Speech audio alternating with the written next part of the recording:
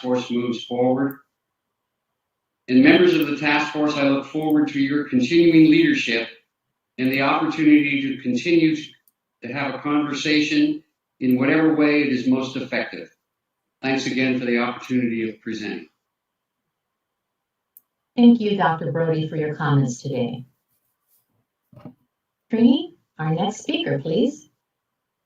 Our next speaker is Cherise Cryer. Cherise, you've been unmuted. You now have 3 minutes. Good morning, task force members and community. Can you hear me? Yes.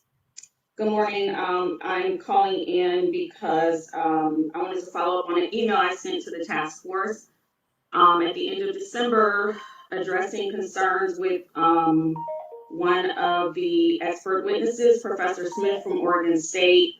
And in all clarity, I did reach out to Professor Smith as well, but there was an article last month in the San Francisco Chronicle where Professor Smith said reparations might become more palatable if funding was used for measures to combat poverty, support job training, reduce mass incarceration, programs that aid descendants of slavery while crossing racial lines. And this gave me pause because basically what I felt she was saying is reparations are not palatable for descendants of American slavery unless we're including other groups. And I reject that notion personally. A lot of times recently when Black organizations are talking about getting restorative justice for our community, we oftentimes include the Brown community, and I love my Latinx friends and family members, but that sentiment is not often reciprocated when we're talking about getting benefits for people or restorative justice, et cetera.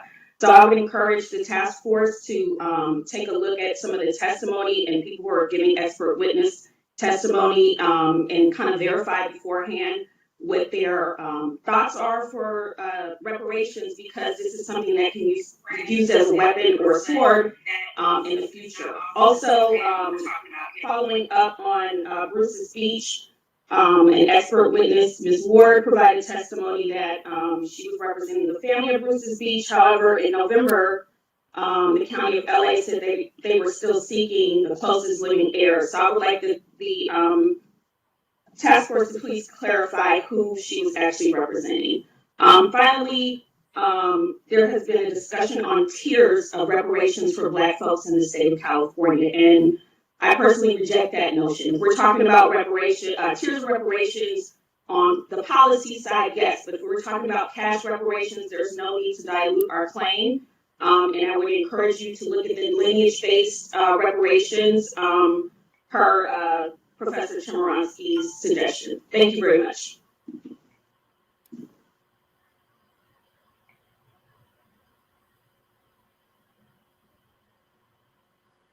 Our next speaker will be Ingo. I'm sorry if I messed up your name. You've been unmuted. You have 3 minutes. Hello? Yes, continue. Hello, can you hear me? Yes, we can hear you.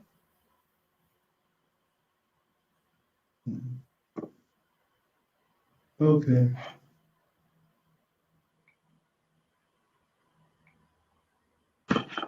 Hello?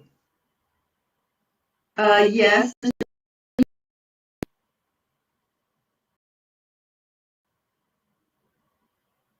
Okay, I'm assuming you guys can hear me. All right, my name is Ingo, and I've been born and raised in California. I just wanted to talk about the California's part in what I call soft genocide. The part in that, the non-hiring of Blacks all through California, the insertion of cocaine into our neighborhoods, the so-called war on drugs that was designed to put brothers and sisters in jail. I can just talk about my own personal treatment at one of these universities at California, where I sat in a class with about 3 other Blacks, and the teachers and the others acted like we didn't even exist. Then another piece of proof of that is the drop in the California Black population. 1970, California's population was 40% white, 38% Hispanic, 17% Black, and 3% Asian. Today, it is 40% white, 40% Hispanic, 14% Asian, and only 6% Black. If this was an eagle or a bear, we'd be an endangered species. All right. Another short thing I'd like to say is I believe that with the reparations, we should also try to implement some kind of program where we create some kind of economic bubble for ourselves, like a triangle trade with Africa, e.g., like maybe we can be the traders for Ghana with their cocoa, thus making an economic bubble like the Koreans do with, say, like their beauty supply line. And then also tech and business. That's something we need to also really and focus on. I myself am in tech. I'm a programmer, and business is just an essential that we all need anyway. That speaks for itself. I'm not going to go into that, and that's all I wanted to share today. Thank you. Thank you, Ingo, for your comments this morning. Trini, do we have any other speakers? Yes, our next speaker is Chad Brown. You have been unmuted. You now have 3 minutes. Good morning. Good morning. Can you hear me? Yes. Yeah. Hello, members of the task force. It's still January, so I wish you all a happy new year. Good to see you. I hope that you all had a joyous, safe, and healthy holiday season with family. I wanted to call and just quickly reinforce and reiterate comments that were made by Chris Lobson of CJEC. As you all know, I am also a member of CJEC. I'm also a member of NAASD, the Los Angeles chapter. And I want to commend you for putting on today's agenda a discussion about the quote unquote low-hanging fruit, or what this task force can do in the interim as it deliberates to actually affect change and be a leader nationally in this reparations movement. So one of the things Chris mentioned was ACA 3, which is a constitutional amendment that would finally remove the abomination of a slavery loophole that appears in the state's constitution now. We have to understand that if we're going to be reparationists, we must also be abolitionists. And so ending and closing that slavery loophole, I think, is paramount in the duties and the responsibilities that this task force, that this commission has in front of them. So ACA 3, written again by Samuel Brown, introduced by Assemblymember Comlogger, that bill could use your support, and I think your support could go a long way there. In addition to that, CJEC has been working on delineation and disaggregation language that we introduced initially as AB 105 in the Upward Mobility Act of 2021. That bill has been reintroduced in a new session as AB 1604, AB 1604, the Upward Mobility Act of 2022. Again, it is vitally important that we start disaggregating the data and looking specifically at the conditions of the descendant community so that we can craft solutions that are going to not only be targeted and reach that community, but that we can then measure the outcomes of those solutions. So AB 1604, 1604, again, I feel the task force can lead by lending your support to that piece of legislation. And finally, on the note of federal reparation, what I have been seeing, I've been involved now in reparations advocacy for over 3 years. And what I've been seeing is that there is a real disconnect between the federal effort and what is the grassroots or the activist effort. We have so far seen the federal effort stall and is resting on the laurels of an HR 40 bill, which we have heard from our experts, Dr. William Sandy Darity, John Tasieshi, who led the redress movement, and Dean Erwin Chemerinsky with his comments. And HR 40 is a woefully insufficient and substandard and flawed bill.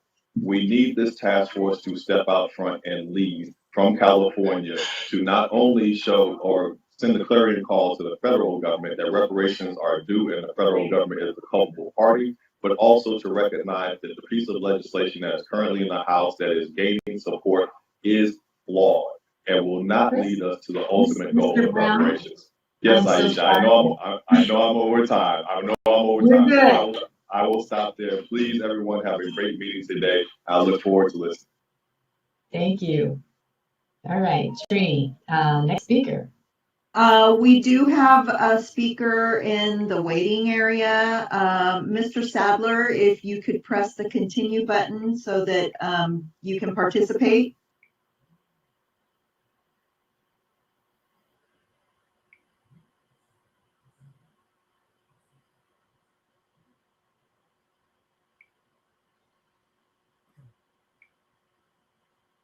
Okay.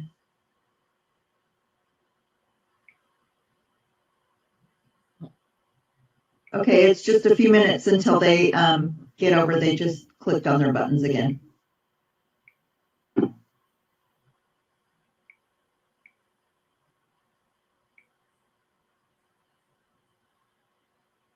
The next speaker is Robert Reed. Mr. Reed, you've been unmuted. You may now speak. You have 3 minutes.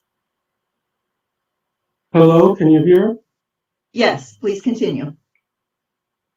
Okay, so first of all, let me start by saying hello. Hello to everyone on the panel, and also in the chat, I saw a lot of really good comments, and I kind of just wanted to touch on one where we have an organization who really wants to be a part of all things that is reparations, and I don't necessarily think that they have the best intentions in mind, and that is in Cobra, led by Cam Howard. They have really some very problematic ideas about what they would like to see reparations look like, and it's very Pan-African in form, and I don't think that that's what the people want. And I would really ask that the commission listen to the people and not these legacy organizations that do not have the best interests of Black people in mind. We had somebody just speak on HR 40 and the problems with the bill. A lot of those problems come from in Cobra and people who are affiliated with that organization, edits that they made with the bill. And so I would really, really just ask that the commission keep in mind that, if we're doing this for the people, then the people have to speak. And if the people are saying no, keep in Cobra and all of their affiliates away from anything that is reparations minded, just keep them away and really take that into consideration. Thank you. Thank you, Robert Reed, for your comments this morning. Trini? Okay, I have one person, Mike Sadler. If you could press there he is. Okay, Mr. Sadler, you have been unmuted. You have 3 minutes to speak. Hi, yeah, my name's Mike Sadler of the Black Business Company. We work on digital visibility in terms of search engine results for Black people online and Black ally businesses. The one comment, this is my first meeting joining, so really appreciate everything that's going on. The one comment I think that we should highlight is that, especially on this day where we want to highlight discrimination technologies, to make sure that we involve the digital technology best practices into how we sort of conduct these meetings. I think the visibility of the task force is low, and I think that, even doing things like live streaming to YouTube or doing small digital marketing campaigns, I'm not sure what the budget is like, but it really doesn't take much to go a long way. And as somebody who's done award-winning campaigns for Sony and Amazon and A24 and what have you, I can tell you that it really doesn't take much to generate awareness on such an important issue. So I'll spend most of the day as a listener, just soaking it all up. But I do want to highlight that it's very important for us to get the word out there about this. Otherwise, I have concerns that we may be doomed to fail because we may be unable to curry public support. So that's all I have. Thank you. Thank you so much, Mr. Sadler, for those relevant comments. Trini, do you have? He was our last commenter. There is no one else in the queue right now. Okay, Chair Moore, it's 9:43, so we have about 25 minutes for more commenters, but I'll turn it over to you. Sure. Thank you both for that. So we'll go to the next action item, which is the approval of the December meeting minutes, with the caveat that, of course, members of the public can continue to call in between now and 10 a.m., and we will receive their calls before we go to the following agenda item, which is our first witness panel of the year. So without further ado, we will go to the action item approval of the meeting minutes.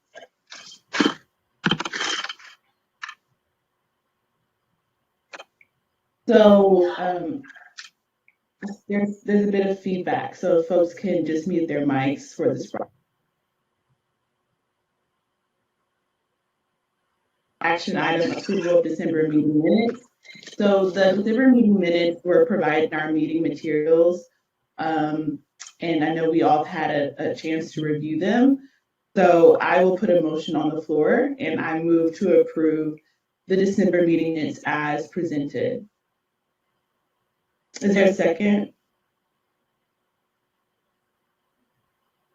I second. It has been properly moved and seconded to approve the December meeting minutes as presented. Is there any discussion on the matter? Hearing no discussion, I will move to, oh, sorry, Member Grills, I see your hand. You're recognized. I just had two quick edit comments on page 12. I believe it is. Oh Lord, there's a typo on the page. It's page 6 of the, not the page count in the document, but the page. If you're looking at the counter for the PDF file, and there's a word that's incorrect at the bottom of a paragraph. It says dine, and I'm not sure what the word should be, but it's not dine. And then on page 14, there's a paragraph that talks about the backlog on inspections required for section 8. And I believe there's a word missing in that sentence. There should be Black people find themselves shelter. And I think it's without shelter. So those are just two quick edit comments. Thank you for that. Is there any other discussion on the minutes? Okay, so what I'll do now is I'll actually withdraw my motion and I'll do another motion, and I'll move to approve the meeting minutes as amended, recognizing Cheryl Grill's edits to the meeting minutes. Is there a second?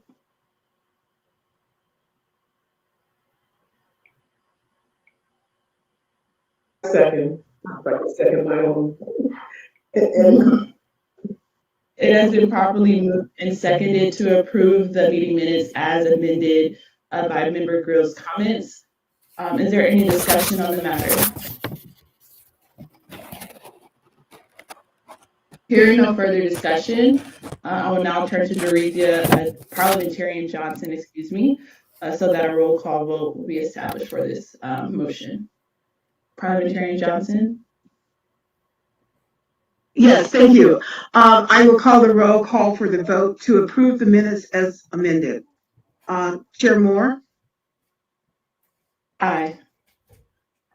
Vice Chair Brown?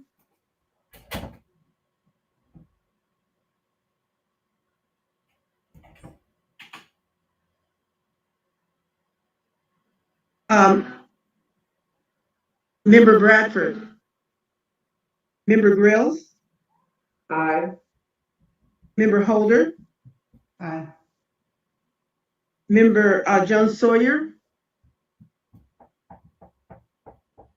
Members, Member Lewis? Aye. Member Tamaki? Aye. Member Montgomery Stepp? Aye. There are 6 members present and voting. And Brown, Okay, I'm sorry, Vice Chair Brown, what was your vote again? Aye. Thank you. There are 7 members voting. There are 7 ayes, 0 nays, and the ayes, I'm sorry, Madam Chair, did you hear the vote? You said 7 ayes, 0 nays. 7 ayes, 0 nays. Yes, thank you, Parliamentarian Johnson. The vote was 7 ayes and 0 nays. The ayes have it, and the minutes are approved as corrected. We will now return back to the first agenda item, which is public comment. I believe there are 2 more speakers in the queue. Again, as a reminder, we have until 10:10 a.m. for this particular section of the agenda. So for members of the public, feel free to call in, and you have 3 minutes to speak, and we will hear you. So I will turn back to Ms. Martin Walton and Ms. Hurtado. Okay, our next speaker is Cash Gaines. Mr. Gaines, you've been unmuted. You may now speak. You have 3 minutes. Check, check. Yeah, peace to the panel and to Don Tamaki, a deep bow. First, I'd like to say, since we're talking about technology, and I'm going to speak a little bit quickly, no disrespect to the panel. I know you guys have by 2023 to suggest reparations proposals. Y'all know I mentioned earlier 40 acres and a Tesla, right? That our land as well as an update to the mule is necessary for us to have true autonomy.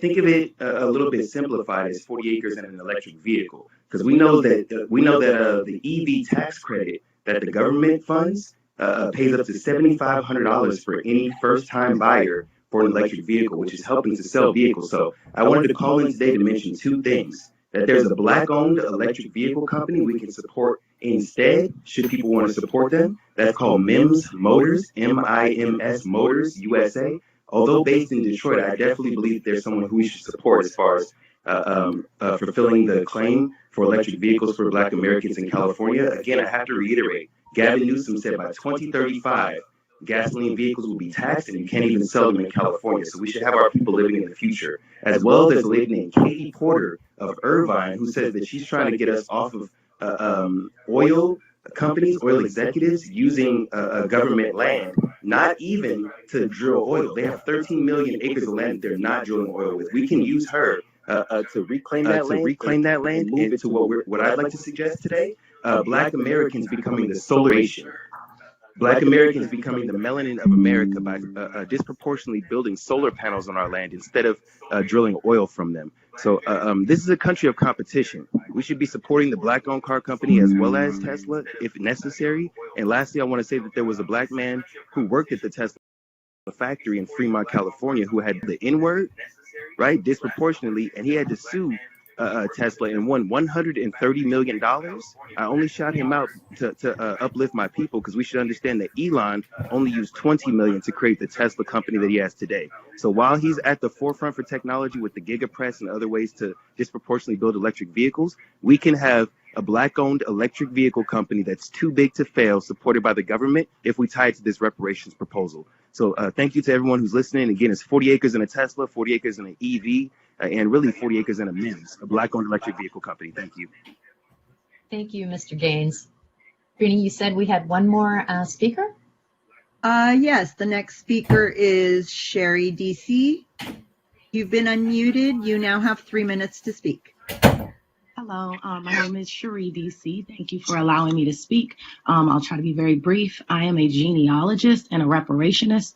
I spent the better part of the last year helping freedmen, descendants of American chattel slavery, trace their lineage. And I think that that is a burden that is unfairly placed on our lineage. We should not have to spend money to go out and figure out what our family history is through acts of individuals, corporations, and the government has all disseminated and fractured our family history. And I think that it is incumbent upon this task force to aid in descendants of American chattel slavery in identifying their particular family history, so that that is the first step in actually reclaiming everything that has been taken from us. People look to Bruce Beach as an example. There are many people in our lineage who had family that was taken from, that had land, that was taken through eminent domain and other nefarious means. And I just want to stress how expensive it is for descendants of American chattel slavery to put their history, their family history together. The information is there, and it should not be so hard for people to find it and be able to lay out exactly their connection to chattel slavery. I really want to stress that. People should not be coming out of their pocket with thousands of dollars to just learn a history that is being hidden from us by our own government. Thank you. That's all I wanted to say. Thank you, Cherie, Ms. Cherie. Do we have anyone else in the queue at this time? Yes, we do. The next speaker is Kelly Farish. Ms. Farish, you've been unmuted. You may now speak. You have 3 minutes. Yes, thank you. Can you hear me? Yes. Okay, great. Again, my name is Kelly Farish, and I was a part of a class action lawsuit against Chase Bank. We represented all of the Black financial advisors, and we were able to settle with them in 2018. The reason why I am a part of this task force, because the types of practices that these large banks are doing, it's particularly affecting the Black community, and they are purposely using their business power to take away services in our communities, and it's particular to us. In our lawsuit, they have a demographic match where they are purposely not allowing African Americans to have investment advice in any of the branches that are located in low to moderate income areas, and those are areas that are heavily populated with African American people. So a part of this task force has to address the fact that wealth is generated in the community through large banking institutions. And if we are not allowed to participate in receiving loans, receiving investment advice, that further is deteriorating our ability to participate in the larger economic growth in the United States. And that's something that is particular to us. They have admitted through different meetings that we've had with them and through their matching. So it's really important that we tag these large banking institutions and that they should be responsible for participating in the reparations payout to African Americans specifically. And that was what I wanted to say. Ms. Farish, thank you so much for your comments this morning. Trini, do we have anyone else at this time? Yes. Let me see if I can get him over quick enough. Hold on. Okay.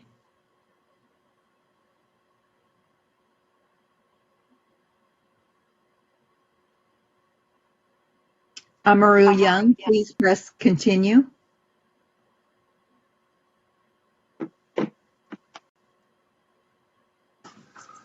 Our next speaker is Amaru Young. You have been unmuted. You have 3 minutes.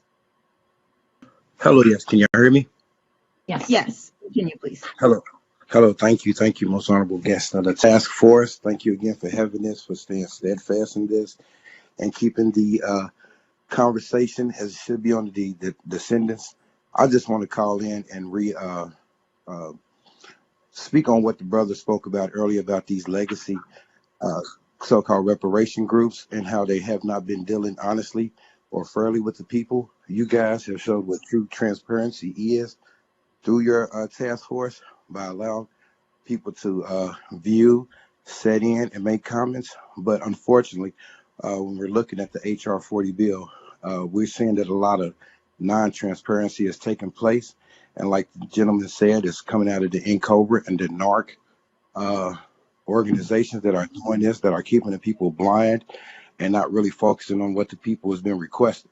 And we've been requesting edits and updates to the HR 40 bill. And so I just want to call in to just make sure that point is driven home. I want it on record that the people are not, do not trust NCOBRA, do not trust NARC to do their due diligence in making sure that this reparation fight goes to the actual descendants of the worst crime done to humanity by the United States government. Thank you again for letting me speak, and thank you for your work. Thank you, Mr. Young. Trini, do we have anyone else? Yes, our next speaker is Brandon. Brandon, you've been unmuted. You have 3 minutes to speak. Thank you. Speaking of reparations, I think it's important to take into account the technology. Mr. Brandon, can you speak up a little louder? Yes, is this better? What about? Not very much. How about a louder? Oh, hold on.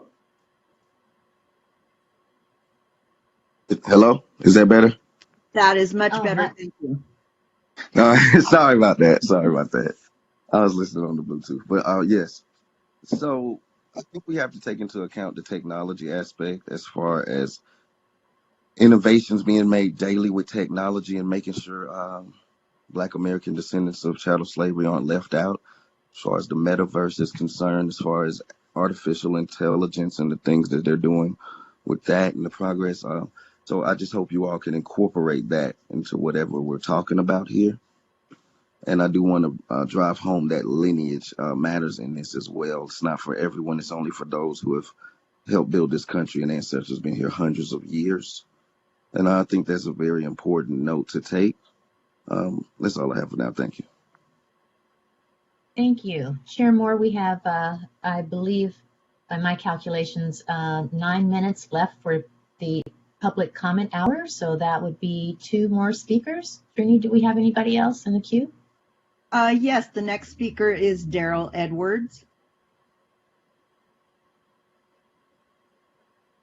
Mr. Edwards, you've been unmuted. You now have 3 minutes to speak.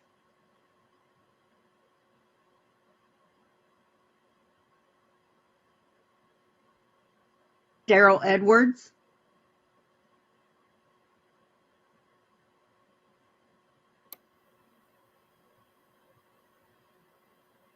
We can see you, Mr. Edwards. Can you speak, please?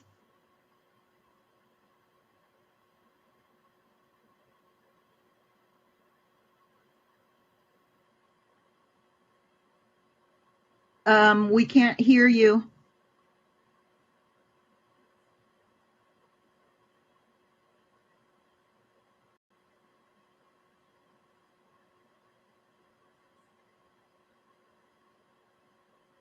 Mr. Edwards? Trini, maybe we can come back to him. Is that Okay. possible? Yes.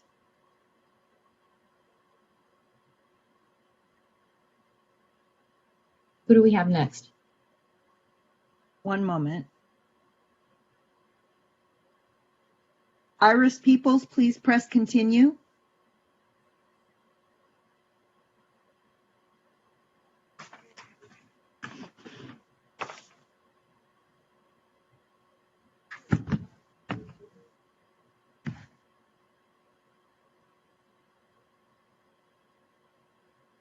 We're just waiting for Iris Edwards to press continue. Iris Peoples, I'm sorry. There we go. Iris Peoples, you've been unmuted. You now have 3 minutes. Okay, thank you guys so much for being here. Thank you guys so much for all that you do.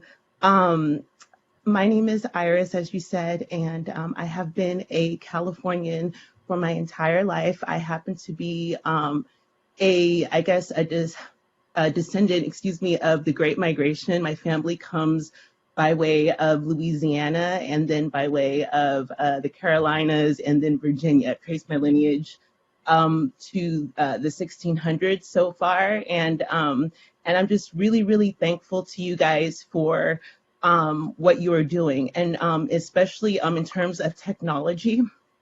I would like you guys to please take into account the education aspect and to please make sure that our children have access to adequate technology for education, but also for going forward to train for the future.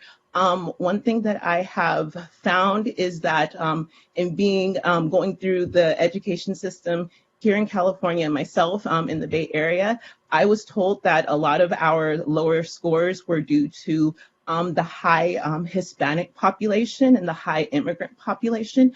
And so while I saw a lot of resources being taken away in terms of trade, wood shop, mechanics, home ec, sewing, music, all of those things, I saw resources being allocated at the same time to people who didn't speak English, but I assuming that they really needed it. And then when I saw some data, because I am involved as a parent, I saw that English language children were actually scoring higher on the standardized tests than children who were Black or poor.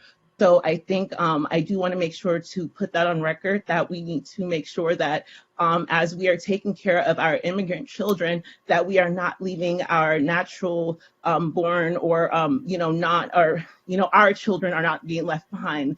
And that's unfortunately what the record is showing. So thank you guys for everything. And please make sure to consider, the children as well in technology. Thank you. Thank you, Ms. Peoples. Let's see, just a time check-in. Chair Moore, it's about 10:04, and it looks like we have about 6 more minutes. Trini, do we have anyone else?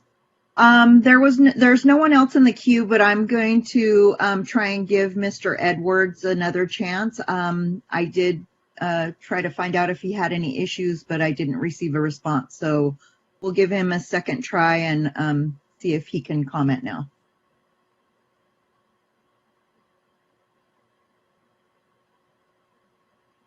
Mr. Edwards, can you hear us?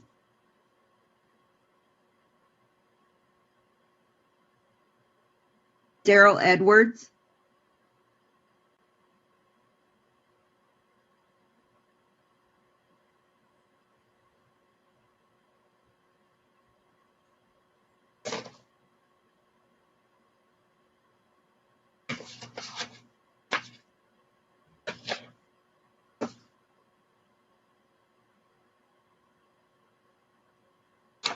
Okay, he's not responding, and I did not get a response from chat from him. And there just some Virginia Ladish. Please press continue.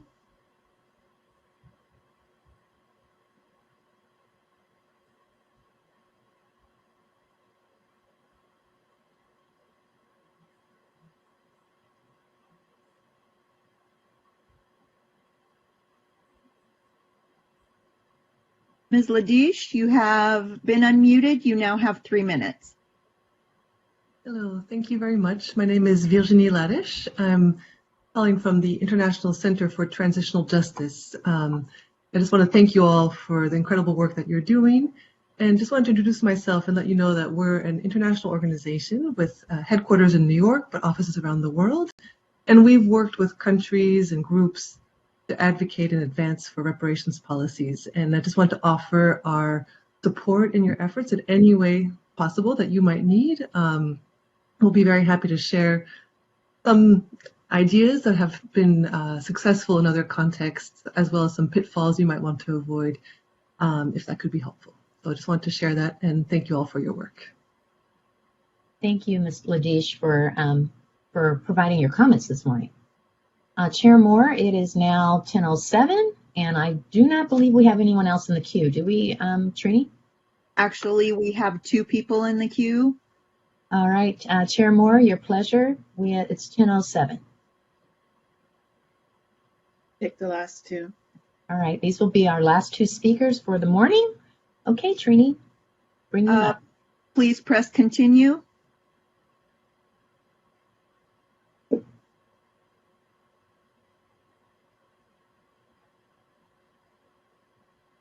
Kay Easter and Antonio Thomas, please press continue. Antonio Thomas, you have been unmuted. You now have 3 minutes.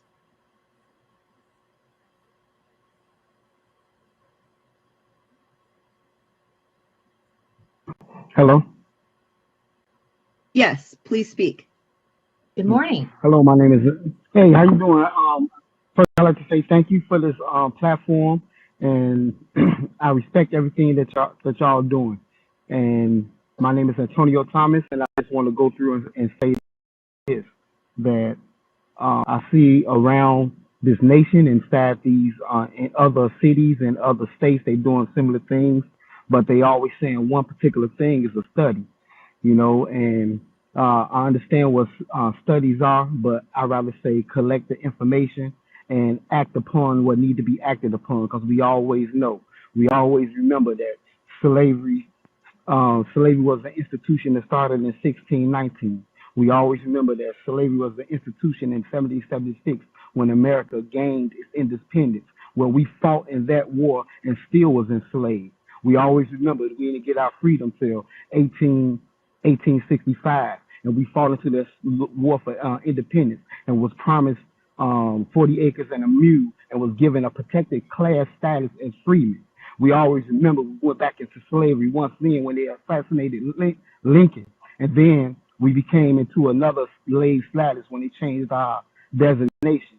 And we went through convict leasing. We went through other terrorism and other things that were set on by KKKs. They burned down our towns and everything else that was subjugated on us, and we still survived and went through. So we always remember that for our people. And I want y'all to always remember that those things was never promised, those things was never given, and those things are deserved. And that is what we are asking for, nothing but the respect, the honor, and that check that's owed. Thank you very much. Thank you, Mr. Thomas, for your comments this morning. Trini, I believe we have one more speaker, and this will be our last speaker of this morning. Yes. Kay Easter, you've been unmuted. You now have 3 minutes to speak. Hi, can you guys hear me? Yes. Hi, thank you so much for this task force and your transparency and everything you guys are doing. I'm excited about this discussion about technology right now, because one of the things that we have learned from the Roy Beck book, Back of the Hiring Line, there were some statistics provided that showed that Black Americans used to hold a significant amount of tech jobs back in the 90s. And so it seems that there was a concerted effort to move us out of that industry by bringing in other people from other countries. So I would love to hear, some more information on that, or, some further discussion in the future into more research in terms of how that, was done and how it harmed us. Because there's this idea that we don't want tech jobs and things like that, and it's just not true. Also, our people who are in the tech industry are experiencing a lot of racism and a lot of stressful, disgusting situations that they're placed in the work environment due to this same type of concerted effort to push us out. So again, I thank you guys so much, and I'm looking forward to further discussion on that, or more details that are provided in terms of investigating that situation. Thank you. Thank you, Ms. Easter, for your comments this morning. Thank you all. We have reached the allotted time for public comment. If you are not able to provide a comment, we invite you to attend future public meetings or to submit written comments or testimony via email at reparationstaskforce@doj.ca.gov. And I will now turn the meeting back over to Chair Moore. Thank you. Thank you, Ms. Martin Walton, and thank you, Ms. Hurtado, for your assistance. So we'll now go to our first panel of the year and of the day. Before we do that, I want to acknowledge Senator Stephen Bradford. Welcome. And so our first witness panel of the day is on discrimination in technology. And we have 4 incredible expert witnesses who will provide expert testimony today. Our first expert witness will be Yashima Milner, who is the co-founder and executive director of Data for Black Lives. Raised in Miami, Florida, Yeshi began organizing against the school-to-prison pipeline at Power Youth Center for Social Change as a high school senior. There, she developed a lifelong commitment to movement building as a vehicle for creating and sustaining large-scale social change.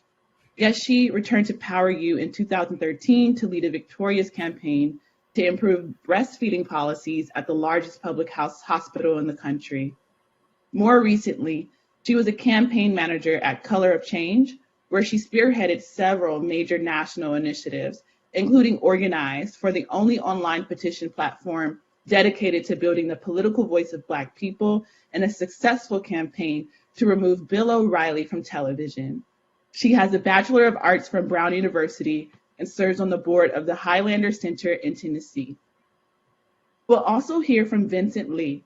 As a legal counsel with the Greenlining Institute's Economic Equity Team, Vincent leads Greenlining's work to close the digital divide, protect consumer privacy, ensure algorithms are fair, and that technology builds economic opportunity for communities of color. In this role, Vincent helps develop and implement policies to increase broadband affordability and digital inclusion, as well as bring transparency and accountability to automated decision systems. Vincent also serves on several regulatory boards, including the California Privacy Protection Agency. We'll also hear from his teammate, or colleague rather, Deborah Gorman. Deborah Gorman finds gratitude in developing long-term relationships, dynamic teams, and shared accomplishments. As a middle child of a biracial, military, first-generation immigrant family, Deborah embraces the beauty and the strength that lies in her differences. As Greenlining's president and CEO, Deborah guides the organization's growth and direction and serves as a unifying voice for our multifaceted policy work, bringing her unique intersectional perspective to bear. She partners with the staff and board to develop programs and policy strategies to advance racial and economic justice and to strengthen ties with the Greenlining Coalition. We'll also hear from Dr. Safia Noble.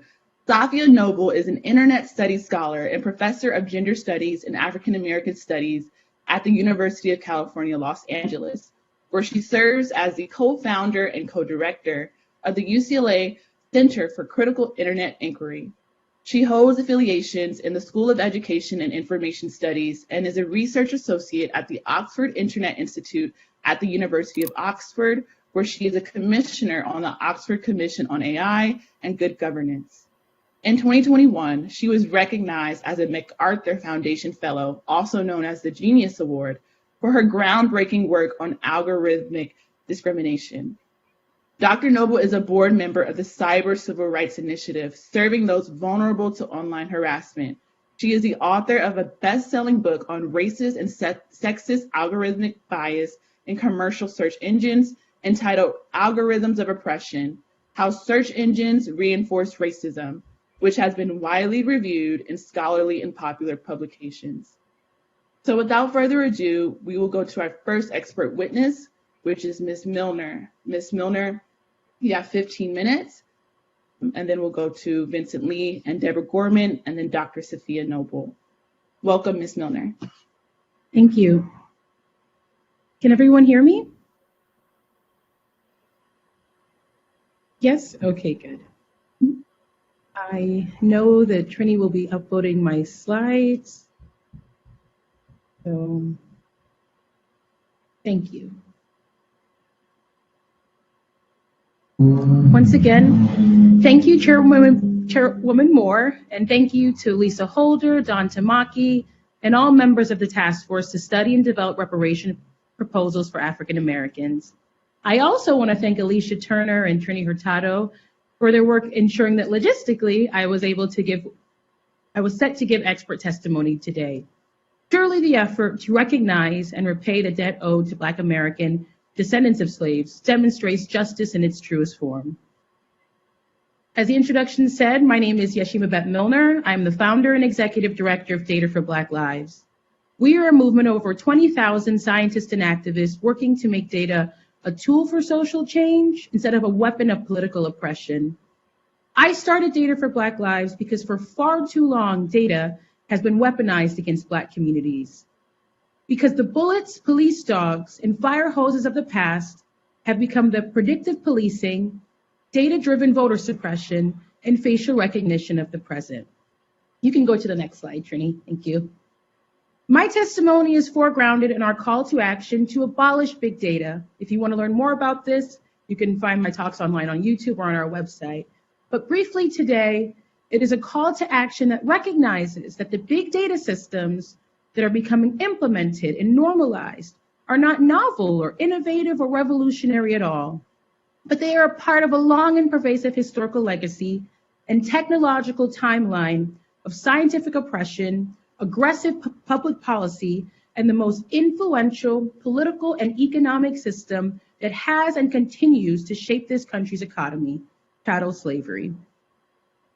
I believe that what we face today, and we must name, is a data industrial complex, where zip code is destiny, debt becomes a ball and chain weaponized by complex and obscure financial systems that I'll talk about later, where data is a strategy to rob people of political power by manipulating elections, a system where the persistent, archaic, and racist notions of risk persist, narratives that are more powerful and impenetrable than any prison cell or shackles or holds that could ever be built. And go to the next slide. In my testimony today, I'll be discussing how the notions of risk that actually originated in the slave trade through insurance agencies and other slave finance have come today to foreground the black box algorithms and other data-enabled technologies that unless we fight for sweeping policy change like reparations, we will repeat history and actually usher in some of the most violent and human and civil rights assaults of our lifetime. To bring it personally, the very first time I even heard the term at risk was in the 4th grade. Another student, coincidentally in our elementary school's computer lab, told me that she was at risk. Immediately, just hearing the word elicited a sense of fear and worry in me as a 9-year-old. I asked her what she meant. She told me that she was enrolled in an after-school program for at-risk students, for kids who are at risk of going to prison, of having unwanted pregnancy or joining a gang. Of course, she liked the after-school program, but it was as if the lack of funding at our under-resourced, predominantly Black, and immigrant school offered limited options for extracurricular activities, as well as very narrow options for what and who we could become. And this became a self-fulfilling prophecy. While I myself and others survived the school to prison pipeline, many of my peers did not, as they not only had to fight to overcome the material circumstances of their lives, but also the narratives and stereotypes that continue to criminalize them. You can go to the next slide. Thank you so much. So this is an example of one of my favorite forms of machine learning, used to power autocorrect and synonyms in most text editing software. In this, we see the connotations of risk: danger, jeopardy, hazard, gamble, probability, menace.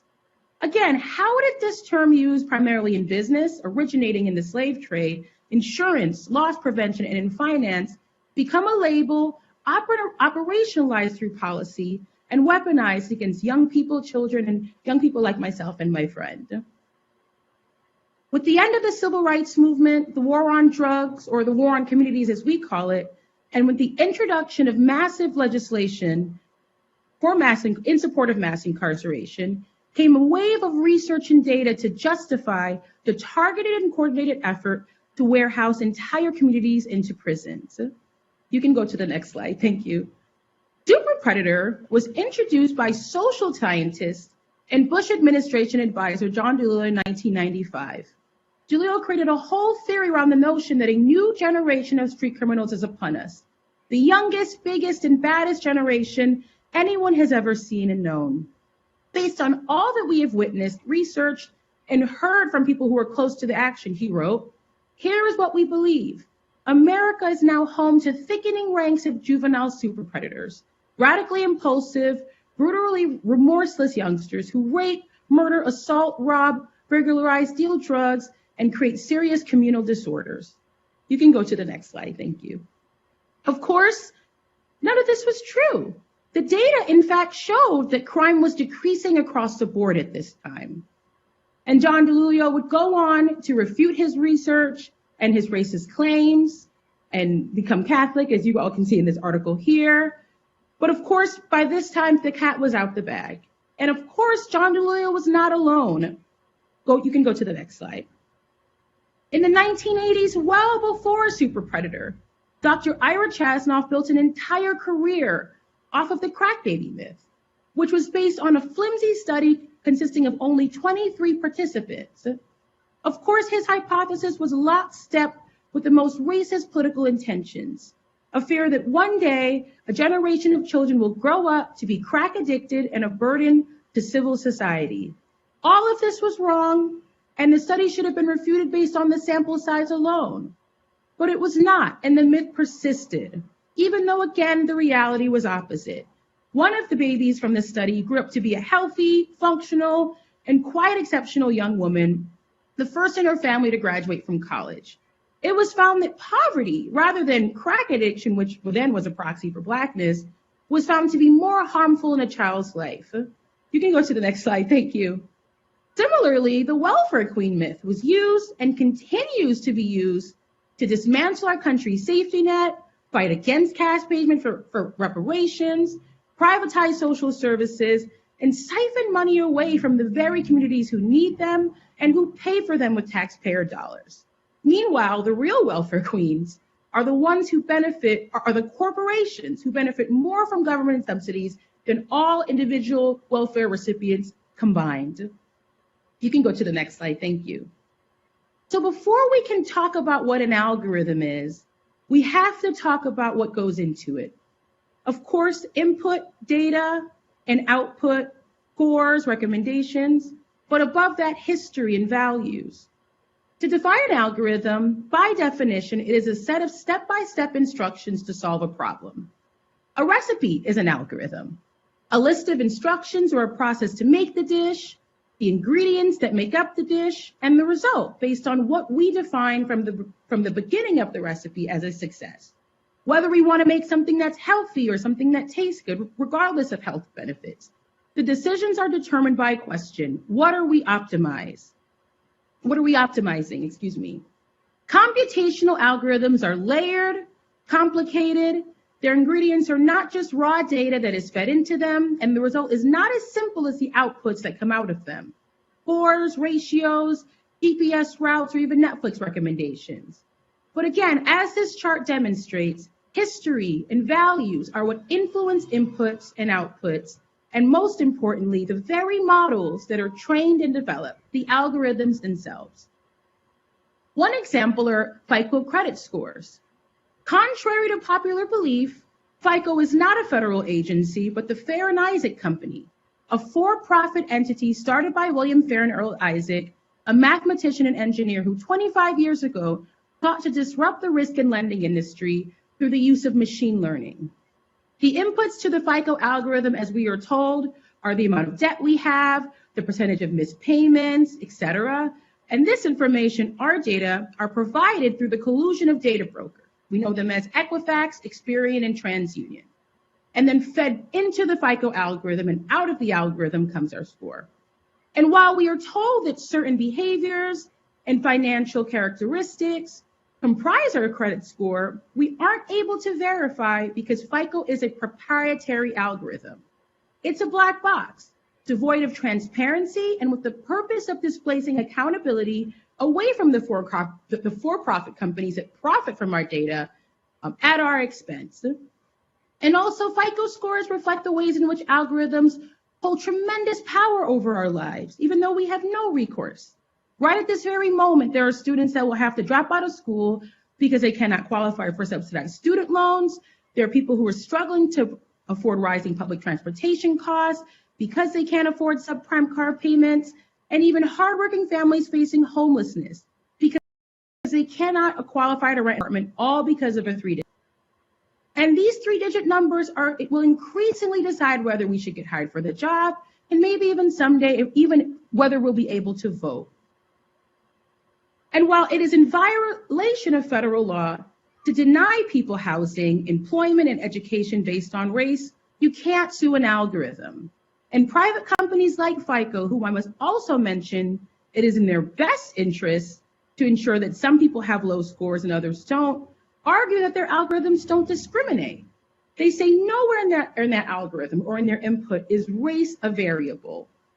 And there's so much research that also indicates the ways in which, even when you control in different neighborhoods, such as there was a study in Illinois, for income and for education and the amount of death, Black folks in some zip codes had much lower scores than white folks in other zip codes, even when controlling for those other factors.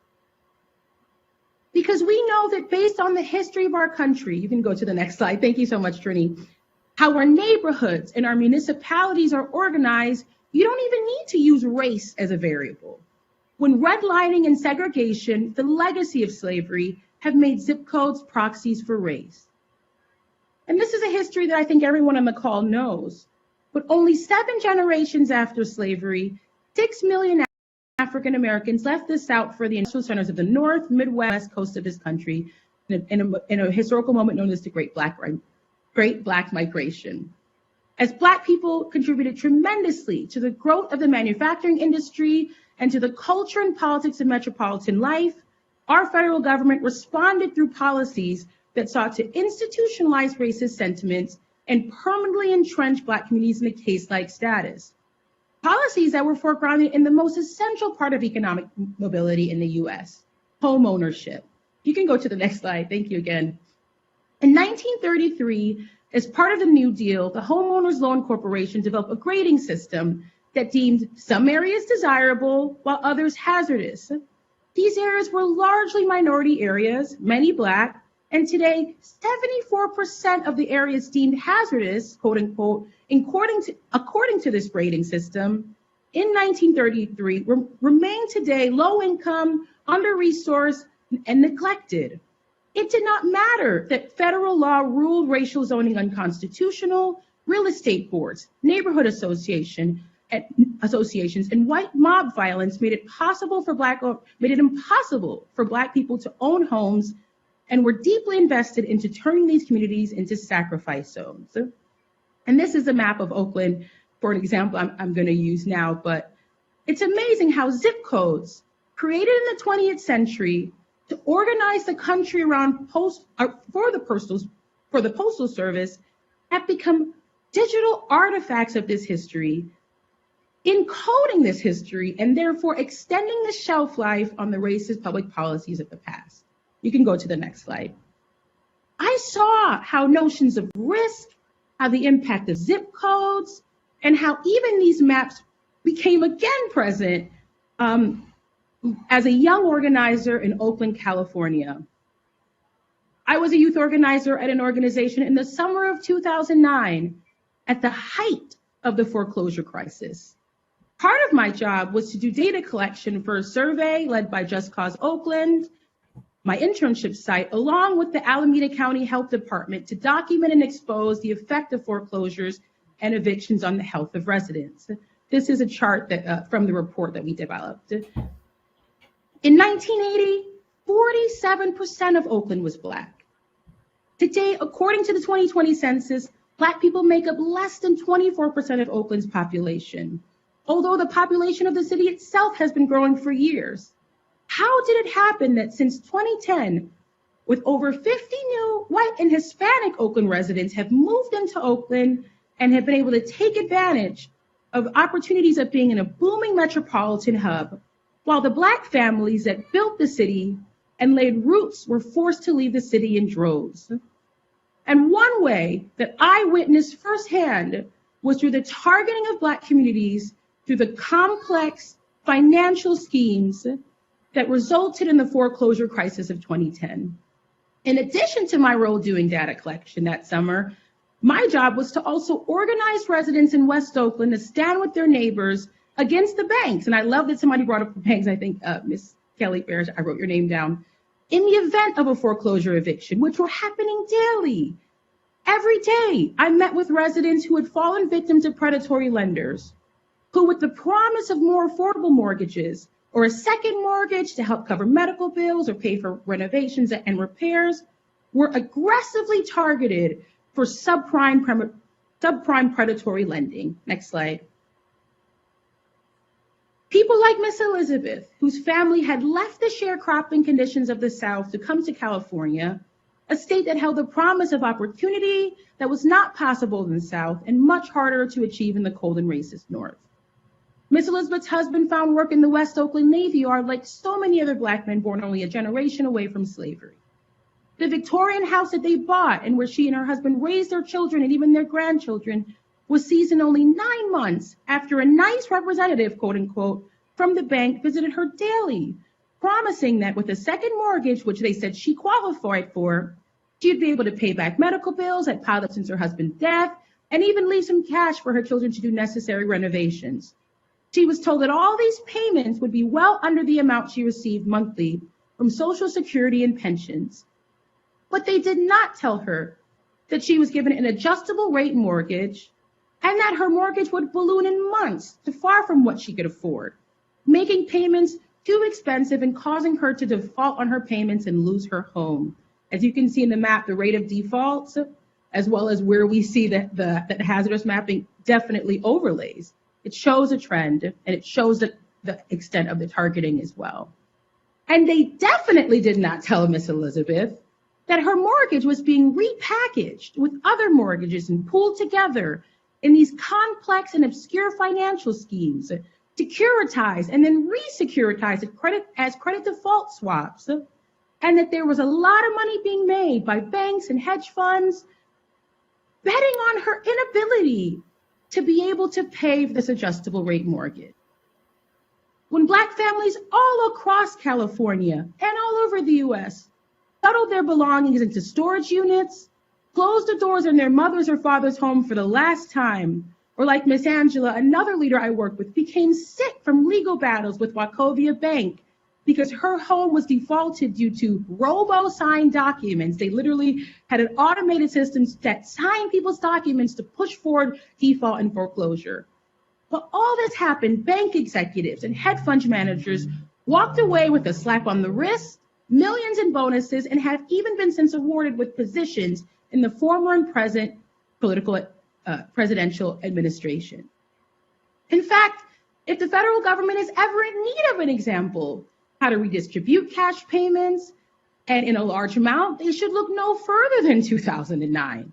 Big banks that were deemed too big to fail were given the biggest bailout and the biggest example of reparations I think we'd ever seen under the Dodd-Frank Act, to the tune of trillions. In fact, we are still calculating exactly how much money banks received, while people like Miss Angela, Miss Elizabeth, and all the people that I worked with at Summer in Oakland lost their homes permanently. The foreclosure crisis was a man-made crisis against Black families, Black home ownership, and Black stability. You can go to the next slide. Thank you, Trini. And today, there are many other examples of how notions of risk are being perpetuated through black box algorithms and weaponized against Black communities. I know my co-panelists will likely provide more context on others, but if we look at this theme of risk more, we see this evident in risk assessment questionnaires, where instead of jury and instead of judges, people are being sentenced to time based on questions like, were you suspended? Or does a hungry person have a right to steal? Knowing that with a question like suspension, in many counties and states, Black students are 8 or 9 times more likely to be suspended than their white peers, not because they're bad kids, but because of racist entrenched practices and policies in schools. In the area of car insurance, we see here that this is a mapping of Chicago. On the left here is the homeowner loan corporation map, and on the right is a map in the dark pink where people have to pay the highest premiums. Literally, people in Black neighborhoods are paying more on insurance premiums, even though there's less crime than folks who live in wealthier, whiter, more downtown areas. Next slide, please. And it's even getting into health. This is an article from an investigation that I think is still going on with United Health and their algorithm that literally used cost of care, or how much people are able to spend on care, to determine health risk and therefore care needs. Of course, this algorithm, which was used on hundreds of millions of patients, neglected and denied care to Black patients who are more at risk. Because again, we live in a country where who has the health insurance to be able to pay out more for care? Not Black folks, white folks, and other folks. And this is another example of the way in which, an interesting way, in this case, Black people were more at risk, but it was used to deny them care. You can go to the next slide, thank you.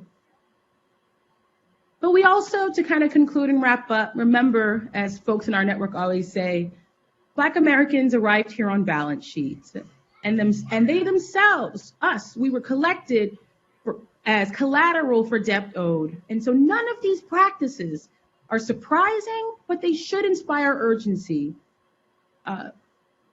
You can go to the next slide. This is one example that I like to show in my presentations and research of a balance sheet used by a slave plantation in British Guyana, where actually my family were enslaved and where we're fighting for reparations there. And literally there was a line for each day and columns for many types of categories of enslaved men, women, and children. They include in the field, watchmen, house servants, carpenters, children's invalids, runaways. The daily process of dehumanization was deeply numerical. Right below these abstracts were identical reports for livestock. The Negro account and livestock account use the same methods of taking an inventory, calculating increase and decrease, purchase, sale, birth, with little difference made for man, woman, child, oxen, goat, and cattle. And of course, it's not lost on me that the name of this plantation was also called Hope and Experiment. One person mentioned that JP Morgan Chase, and it's true, JP Morgan Chase, currently the biggest bank in the US, admitted that its subsidiaries accepted enslaved people as collateral for loans. So we're talking about loans, we're talking about payment, we're talking about default. If plantation owners defaulted on loan payment, the bank took ownership of enslaved Africans. And JP Morgan was not alone. The other predecessors their predecessors made up Citibank, Bank of America, Wells Fargo's, and a whole list of other financial firms. You can go to the next slide. And finally, to conclude, I want to wrap it up so I have time for other folks to speak. The story of Black Americans, slavery, and algorithmic discrimination, again, what we are fighting against is not new, but you can really literally pull a thread through all of these events in history over the last 400 to 500 years. And as the late civil rights scholar Ladi Guinier wrote, Black folks in America, when it comes to algorithmic discrimination, are like miners in a canary, miners' canaries. Miners often carry the canary into the mine alongside them. The canary's more fragile respiratory system would cause it to collapse from noxious gases long before humans were affected, thus alarming miners to danger. The canary's distress signaled that it was time to get out of the mine because the air was becoming too poisonous to breathe. As she writes, those who are racially marginalized are like the miners' canaries. Their distress is the first sign of danger that threatens us all. It is easy to think of that when we sacrifice this canary, the only harm is to other communities of color. Yet others ignore problems that converge around racial minorities at their own peril, for these problems are synonymous warning that we are all at risk. At Data for Black Lives, we fully support cash payments and sweeping policy changes in support of a reparations agenda. And we believe that this has to be done not only to repair the harm done and what has been taken and lost, but we must do it in order to secure the civil and human rights for Black Americans and literally everyone else in the age of big data. To abolish big data means to dismantle the structures that concentrate the power in the hands of a few and to put it in the hands of those who need it the most.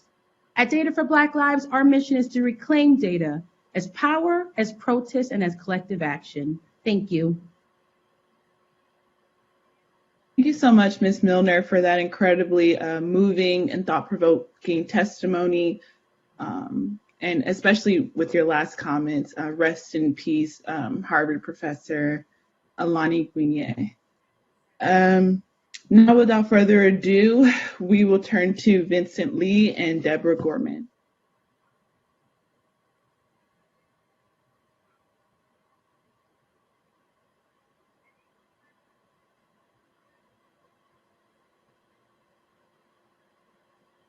And Deborah, do you want to go first? No, go ahead, Vincent. Okay. Trini, could you pull up the slides?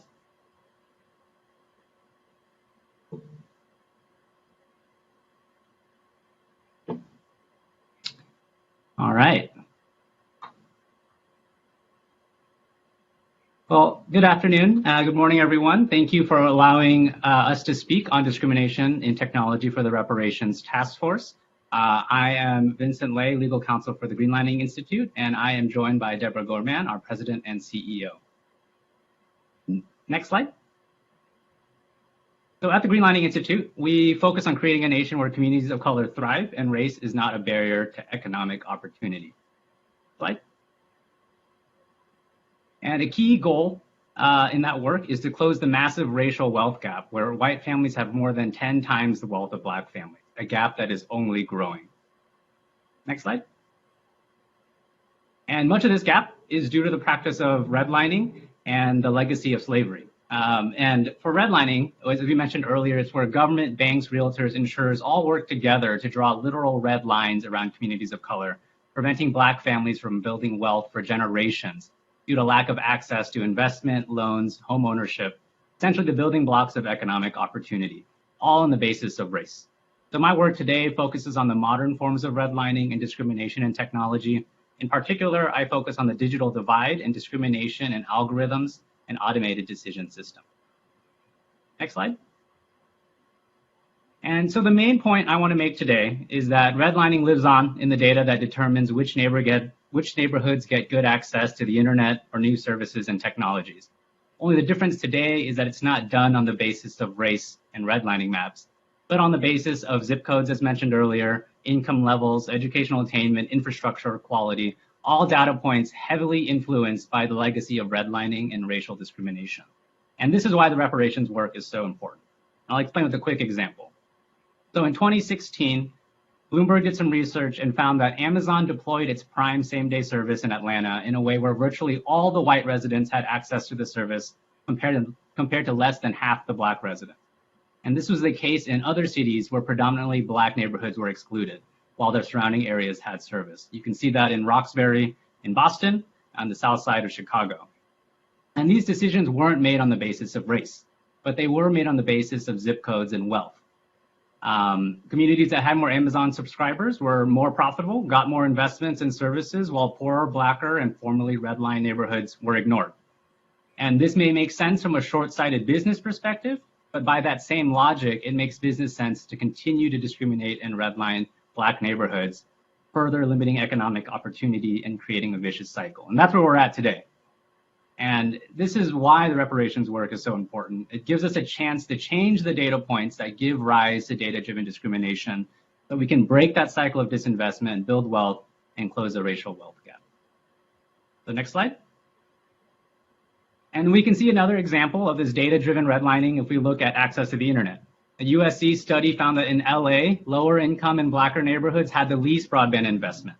When we mapped out the internet access and affordability in Oakland, we found that our maps look just the same as those redlining maps in the 1930s that you saw earlier. Similar studies across the country led to the same result. And from our previous example, we already know the root cause of this. Income inequality in the racial wealth gap means less investment. Less investment means fewer choices, higher prices, leading to lower adoption of critical tools like the internet and widening the racial wealth gap. Next slide. You can see this in the data, which shows that black families are almost 10% less likely to have the internet than white ones, even after making significant gains during the pandemic. And this gap limits economic opportunity for black families in many ways. Next slide. The first one is that limited digital access means lower digital skill scores. If you don't have the internet, you don't have a computer at home, then you're not going to build the skills that you need for quality, high-paying jobs. Next slide. And we can see that because, you know, the future of work requires more and more digital skills, and getting a good job requires that as well. Next slide. And folks mentioned earlier about internet access and academic scores. Well, the digital divide really also impacts the ability of our communities to find academic success. Black teens are almost twice as likely to report that they can't finish their homework due to lack of internet or a computer. And lower internet access also means worse scores on math, science, and reading tests. Through all of these, you can see that lack of access to technology means lack of access to economic opportunity. Next slide. And the key issue is affordability. And this is something that we can address by building wealth for Black families through reparations. We also need additional policy change. Next slide. I'm going to skip over most of these. We've made big progress in the past year in investing in broadband in California. We have a new affordability program to help folks pay for internet access. But we should do this year is focus our budget on making sure the communities that need these services actually know about them and can access them. And if we do this right, we can finally close that digital divide and ensure that internet access is not that barrier to economic opportunity. Next slide.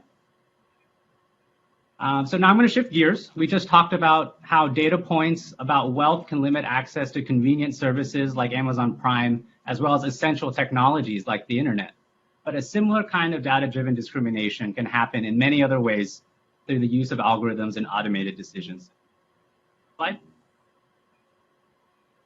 So as mentioned earlier, an algorithm is just a set of rules to follow. And what we at Greenlining are concerned about are automated decision systems that look at large data sets to find statistical patterns to make decisions, right? And we're worried that without proper oversight, these systems can embed the very real history of discrimination and redlining that are reflected in the statistics and the data into their decisions, creating algorithmic bias. Next slide. And this is a key issue for Greenlining because algorithmic systems can determine who succeeds and who doesn't. And in the next few slides, I'm going to go over some examples of this in different sectors and how this discrimination and bias impacts economic opportunity. Next slide. So my first example, as you heard earlier, is from the housing and credit sector. So last year, the markup was able to do a study thanks to newly released federal mortgage data. And they found out that housing algorithms that determine who can get a loan to buy a home discriminated against communities of color such that in some areas, a white loan applicant was 2.5 times more likely to get a loan than a Black applicant, even though they had similar credit characteristics and income. Next slide. What's more, these lending disparities persist even when you just look at credit scores and when you look at places with more consumer protections like California.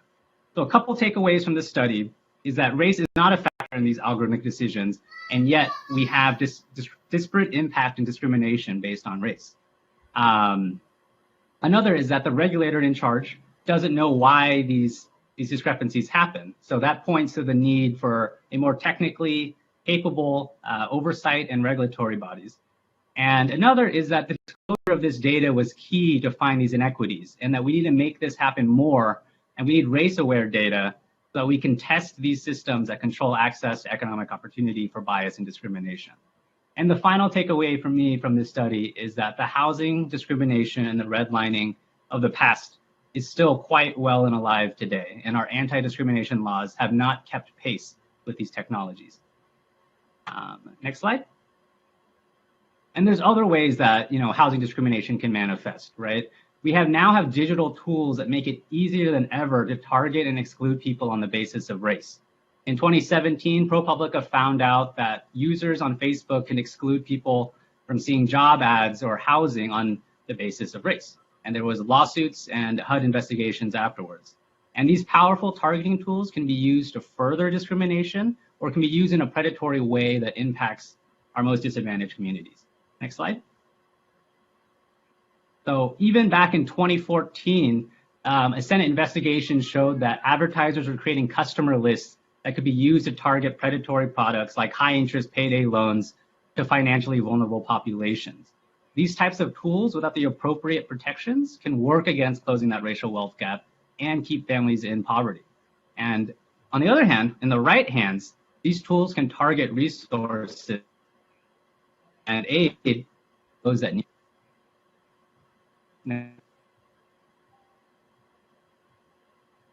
Next slide. Thank you. So shifting from housing to employment, we found that employment algorithms can learn the same biases as humans, right? An algorithm trained on Amazon's hiring data learned to discriminate against women, perhaps reflecting a culture where men are more likely to be hired and promoted in tech jobs. And we know that Black people are underrepresented in tech. We need more transparency to make sure that hiring employment algorithms aren't discriminating on the basis of protected classes like race and gender. Next slide. Another example that was talked about in the previous presentation showed, a medical algorithm that determined who had access to better care would preference white patients over sicker black ones. And that was because white patients spent more money than black ones. And the hospital assumed that more money meant you were sicker. While the root cause of that is the systemic inequality and discrimination that has led to black families having lower abilities to afford and access medical care. Next slide. So I have two more examples. So beyond medical care, more and more government systems are turning to AI to determine who gets access to social programs like unemployment, child services, medical care. But many of these systems aren't properly vetted or tested before deployment, resulting in improper denials that impact communities of color the hardest. For example, in Michigan, an automated unemployment system wrongly accused tens of thousands of people of fraud, forcing them to make repayments that led families to declare bankruptcy. So one even committed suicide. The exact causes of the errors are not clear, but we need to make sure we catch these issues before we deploy the system in ways that impact communities of color. So that's why Greenlining sponsored AB 13 last year that would require government agencies to do risk assessments to make sure that this kind of discrimination and this kind of errors don't happen. Next slide.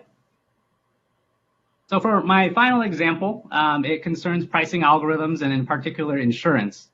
A study from 2020 found that insurers like Allstate were using sophisticated pricing algorithms to create sucker lists, families that were that they could charge more, sometimes increasing rates by thousands of dollars more than pay on their driving risk.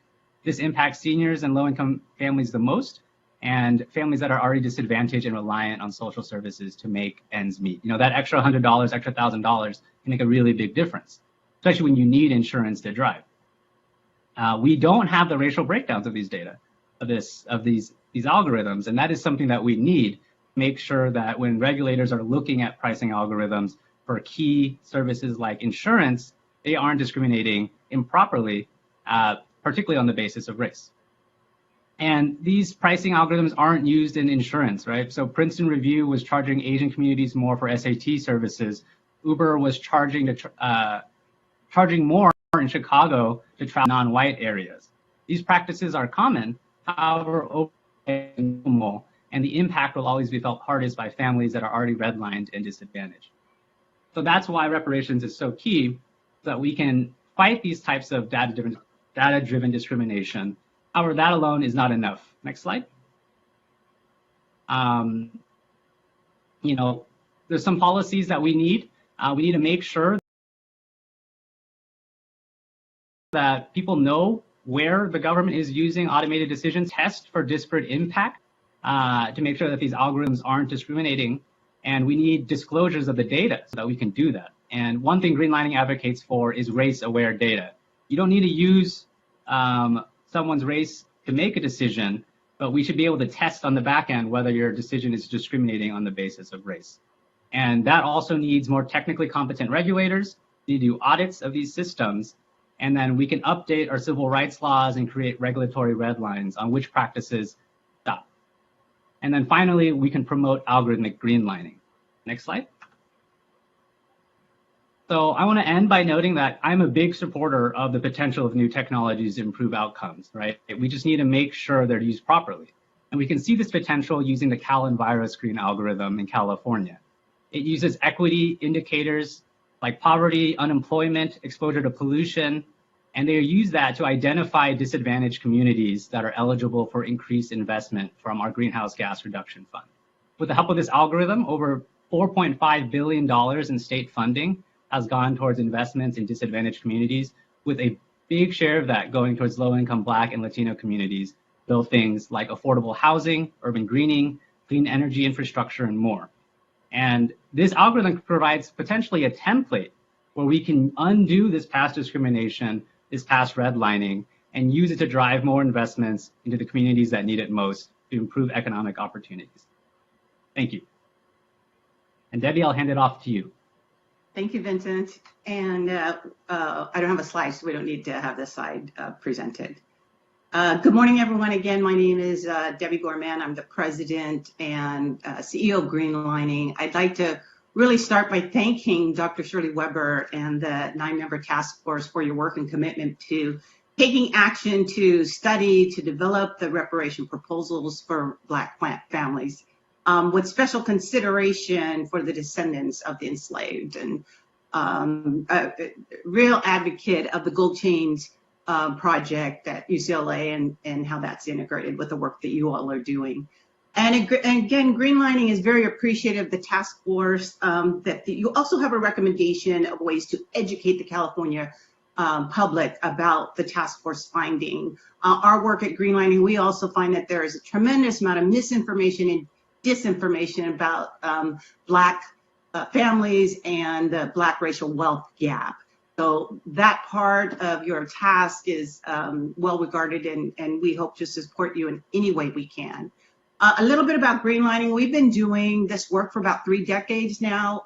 We were founded in 1993, so next year we will be celebrating 30 years of doing work that is the praxis of economic and economic equity along with racial equity, which really centers a lot of Black families and the impacts that we have felt over the decades. We have been learning from our missteps, and we've been reiterating and iterating our approaches with a deep dive into our communities of practice. So we try to be proximate as much as we can, and we listen to the community to tell us what it is that we can do to change policies and to remove discrimination and redlining. As Vincent Lay has presented, this pillar of our work on technology and tech equity actually has that thread through all of those things that represent wealth and closing the wealth gap. He started with housing, went to unemployment, talked about health, jobs, and pricing. And this is tough and ongoing, tedious work. And we found that the tech equity or disequity for the Black community is represented in governance, in access to power, in allocating and redistributing resources to communities. And those are all going to be key to how, this reparation and the ability to put proposals forward is successful or not. And Greenlining, just to give a perspective on how we look at closing the wealth gap, we use wealth as defined by the U.S. Federal Reserve and as measured, right, by federal agencies to be the differences between the assets and the liabilities. And so the asset side of which, we usually think is home ownership, because, there are really 4 real basic ways that we all sort of generate our wealth and how we spend our income, right? So you're going to have your home mortgage or rent, you're going to buy food, you're going to have transportation, and you're going to pay energy for your energy, water, utilities, all of that. And lastly, healthcare. So of those 4 things, there's only one way that you can actually invest in yourself, and that's in home ownership or how you pay your rent. Otherwise, which is grounded in land. Otherwise, that land ownership, you're paying your rent to somebody else. So if we're looking at sort of the assets and liabilities, then the difference is being your wealth. That gap for Black wealth versus white wealth is working on both. So with the asset side and looking at the discrimination of home ownership and any sort of income contribution, and the liabilities, the debt side. Well, guess what? Technology is the new frontier. I think you've heard from both Vincent and our previous speaker, is the new frontier for redlining. We're taking the data as our artifacts of political, economic, and racial and social racism, and we're taking that data and we're now building these algorithms that create output. So we need to have this perspective and sort of the analysis on these artifacts that we don't perpetuate redlining. Otherwise, this reparation work we'll be doing it in 10 years again, right? So if we're closing the gap for Black communities, but we don't address technology and how it's perpetuating the redlining, we're going to be addressing that same reparations again. So I hope you see by what Vincent has presented and what we are presented that the data and how the algorithms work is what's key. That the data disaggregated when we first got COVID, COVID hit our shores in 2019, it was for everybody. But we took that data and we disaggregated it, and we realized that Black communities and Latin communities were disproportionately impacted, right? That the data then helped us understand how we were going to solve the solution, and that it was landing on our Black communities different, and the impact was felt much wider and deeper. Right, that even though the Latinx community had larger cases, the Black community was dying more, disproportionately dying more. So data becomes so key, right? Just in that small example. And so what we've also learned that data now is, or technology is also a tool to leverage wealth, and that wealth currently exercises its power through politics, and that through the politics protects the wealth. Right, so there's that triangle: wealth, politics, power. Protect my wealth, politics, power. It's a cycle that we witnessed through Citizens United, voters' rights suppression. And so who sits at the top of that wealth cycle? If we're looking at wealth and the creation of wealth today, we see that the top mega cap companies, right? So now we're just really talking about capitalism and how Black folks are deprived from that capitalism, that the top mega cap meaning that the company is over $1 trillion capitalization, are tech companies. Apple, number one, Microsoft, Amazon, Facebook, Google, Alphabet, right? And that wealth seeks power, that power through politics, it protects the wealth. So you've got tech companies now defining the way, right? When Amazon says we're going to go to $15 minimum wage, they don't need a federal law, they don't need a state law, right? Amazon of itself, $1 trillion company, is going to say we're going to raise minimum wage. And Black folks are doing a lot of that warehouse work, driving a lot of those trucks in our communities. So the technology part exists both in the data and how it's used, and also on the capital that it's building in our society, and in California in particular. Because if you look at those top five, and actually the sixth one is Tesla, Apple, California, Microsoft, Washington, Amazon, Washington, Facebook, California, Google, California, Tesla, California. Okay, so these tech companies will either perpetuate this landscape of discrimination and the wealth gap, as Vincent has presented, or reshape it. So both sides of it, I would hope that the Reparation Task Force consider how are we looking at the technology from both the capital perspective and from the data and the algorithms that are so biased against Black folks. So we at Greenlining would argue that the work that needs to be done will have to be done over if there's not a future proactive instead of a reactive look, right? We want to be sure to say, how do we redress the impact so that our wealth, we can begin to close the wealth gap.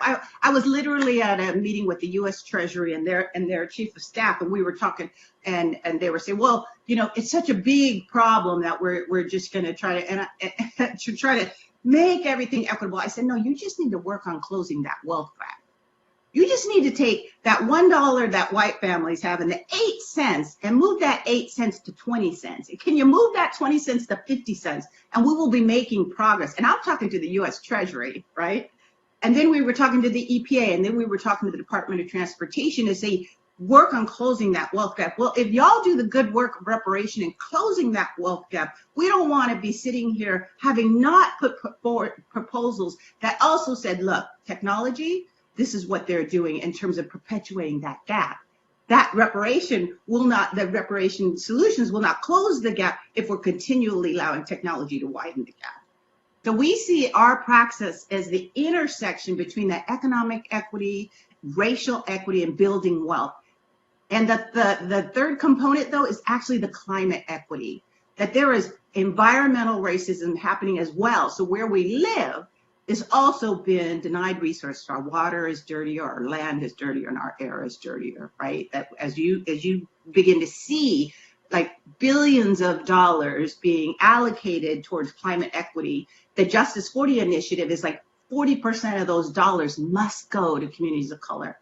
And I guarantee you, of that 40%, Black communities represent a disproportionate larger part of those allocation of dollars. So resources are coming, but without a thoughtful racial lens, we will not be able to close this racial wealth gap. So with that, I will close because I'm looking at our time here, and we are available for future questions or any sort of input that you would like from Greenlining. So thank you very much for giving Vince and I opportunity to represent to you on the technology front. Thank you so much, Ms. Deborah Gorman and Mr. Vincent Lay. I truly appreciate both of you and the expert testimony you both have provided. Now we will turn to Dr. Safia Noble. Thank you. Thank you, Chair Moore and the honorable members of the task force. I appear before you today to provide testimony based on our review of the evidence compiled at the University of California, Los Angeles Center for Critical Internet Inquiry. I should also note that I'm a descendant of enslaved Black Americans. My paternal grandmother was born into sharecropping, and she and my grandfather bought many of our relatives out of this de facto system of slavery in Mississippi. And this legacy of slavery is not in the distant past. It entrapped my grandmother in her youth, and I am the direct descendant of that experience. So this legacy informs my knowledge and my work. The task of the Reparations Task Force is not simple. The overlapping complex histories of how, where, and when racial bias, discrimination, and violence have systematically excluded African Americans from wealth creation across the state of California are many. These histories are different for families living in Oakland, in Los Angeles, and in the Central Valley, and yet all are impacted by the business practices and culture of the tech industry. The tech sector has been a big part of the California economy and identity. It brings in an estimated $520 million per year to the California economy and employs roughly 2 million Californians. The explosive growth of this sector has benefited greatly from the talent and resources of our public university systems, as well as public subsidies, government contracts, and an almost entirely unregulated industry that allows companies to use Black communities as test beds for product development and design. This is but one of many dimensions of thinking through repair and restoration. We must also consider the opportunity cost of the lack of tax revenue that the tech sector has largely avoided paying, which otherwise could have funded education, community economic development, affordable housing, and infrastructure. It might be a cliche to invoke Facebook's erstwhile motto, move fast and break things, as a sector-wide indictment, but it is an ideological orientation that excuses the harm caused by this level of real-world experimentation and exploitation as necessary bumps along their road to innovation. The tech sector often positions itself as a nimble solution to large intransigent problems often caused by the kind of discrimination and chronic underfunding that will make up much of the task force's research mandate. Technical solutions are not mitigations of bias or historical injustices by default, and in fact, often exacerbate these effects and make mechanisms for redress more opaque and more difficult to regulate, hidden behind claims of proprietary intellectual property. In short, approaching these problems with more tech is not the answer. Increasing accountability by the tech sector for exacerbating inequality and violations of our digital civil rights as pathways to repair must also be calculated in your research mandate. It is increasingly challenging to extrapolate the effects of technical infrastructure and the tech industry at large from larger social and economic phenomena. It is becoming less and less likely that someone is able to secure a job, access government services, fix their own equipment, manage finances, earn high school and college degrees, communicate and or gain access to information without access to the internet or without some element of algorithmically aided decision-making. It is also increasingly rare that the work of government operates outside of tech sector contracts, tying public services to private interests that do not share long-term commitment to the public good. In my own work, I have highlighted the ways in which racial and gender discrimination are part of the organizing logic of the internet, as users and technologies co-create and form social relations, and I have explored how the business interests of big tech companies are often at odds with the health, wealth, and well-being of African Americans. These technologies and the economic interests behind them are compounding factors, and as such, a substantive analysis of these industries must be part of any meaningful investigation into quantifying the economic consequences of persistent historical structural racism in California. As previous testimony before this task force have shown, systemic and structural racism permeate California's economic, social, and infrastructural systems. You have heard testimony about gentrification, official housing policy, and unofficial practice. You have heard about the long-term effects of infrastructural development that restricts movement, promotes segregation, and displaces communities, and the overrepresentation of African Americans among the unhoused population in California. Technology often allows systems to operate at a much faster speed and at a much higher scale, while also making the ability to intervene, question, or impeach more difficult. We offer here, from our center at UCLA, a non-exhaustive list of areas in which the tech industry has contributed to or benefit from racial bias and discrimination. First, according to the National Academy of Medicine, racial disparities in healthcare persist regardless of income, insurance, and severity of illness. Implicit bias exists across healthcare sectors and is made manifest in the ways in which resources are allocated, the way patients are treated, and sometimes even in the design of medical devices and technologies themselves. For example, at the start of COVID-19 global pandemic, a study emerged pointing out racial bias in pulse oximetry measurement. While their use is not entirely novel, the pandemic also saw a rise in the use of automated resource allocation systems meant to ameliorate the challenges of an overburdened healthcare system. However, there has already been evidence of racial bias in one of the most used commercial healthcare systems. These systems weigh risk factors in order to determine outcomes. They make decisions about treatment and allocate resources. Racial bias and discrimination in these systems guarantees the entrenchment and furthering of racial inequities while making them less visible in the system itself. And we know Black Americans are the most overtaxed by these systems. The growth of social media has been swift and extreme, means by which to do community organizing, share and communicate with friends and family, date, build a business, and find a job. Amnesty International and Element AI launched a project in 2018 that showed African American women as dealing with the most abusive online attacks via social media. This includes personal attacks, professional attacks, physical threats, doxing, and revenge porn leading to stress and potential financial precarity. Fundamentally, social media's business model is premised on extracting increasingly granular levels of personal data and then generating advertising sales based on gathered data. This extractive model has precipitated a series of crises that disproportionately harm African American communities at scale, including the aforementioned harassment, voter suppression, misinformation related to COVID-19, and seemingly unfettered space for white nationalist violence to foment. Research exploring the persistent effects of experiencing racism online suggests an increased stress level that can contribute to long-term chronic illness and mental health challenges. Tech companies often position themselves as in the vanguard of sustainable technologies and business practices, but the environmental effects of e-waste, shipping and packaging, and energy consumption have never fully been calculated comprehensively with an eye towards historical accountability. E-waste is an exponentially increasing problem of waste management, requiring new protocols and recycling programs to address the risks of introducing a wide range of toxic materials into communities. Lead, mercury, cadmium, and other metallic substances are routinely found in cell phones, computers, and electronic components that are endangering ecosystems and communities. While California has pioneered laws regarding e-waste recycling and management, there is a lack of longitudinal data to illuminate this phenomenon and a lack of accountability aimed at manufacturers and producers rather than consumers. Historically, African American communities have borne the disproportionate brunt of the deleterious effects of proximity to waste and waste management.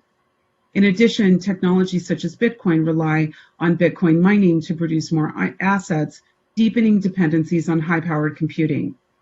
Bitcoin mining is designed to be resource intensive so as to keep the pace of production steady. Its market controls depend on massive energy consumption. With the meteoric increase in interest in blockchain technologies that provide the foundation for cryptocurrencies as well as the NFT market, we can expect this practice and its environmental impact to follow suit. Across the tech sector, there has been widespread and well-documented underrepresentation of African American workers. The technology sector's estimated worth is in the trillions, with tech sector jobs garnering salaries 30 to 40% above California state median incomes and 4 times median incomes for African American households in California. According to a 2020 Crunchbase report, African American and Latinx entrepreneurs combined raised just 2.6 of the total venture capital funding awarded to company founders in 2020, with one of the report's authors, Marlene Orozco, emphasizing that one issue at the heart of why the existing racial wealth gap is exacerbated by historical gaps in community wealth is combined with the limited exposure and opportunities to secure capital. The tech sector is fast growing and has a high incidence of well-paying jobs, but the disparities in funding and hiring contribute to the persistence of the racial wealth gap. African American employees are often then subject to racism within their workplace, and in some instances pushed out for doing the very work they were hired to do. Reading firsthand accounts create an eerie echo with research that features early African American tech workers. Recurring themes of not belonging and feeling alien recur.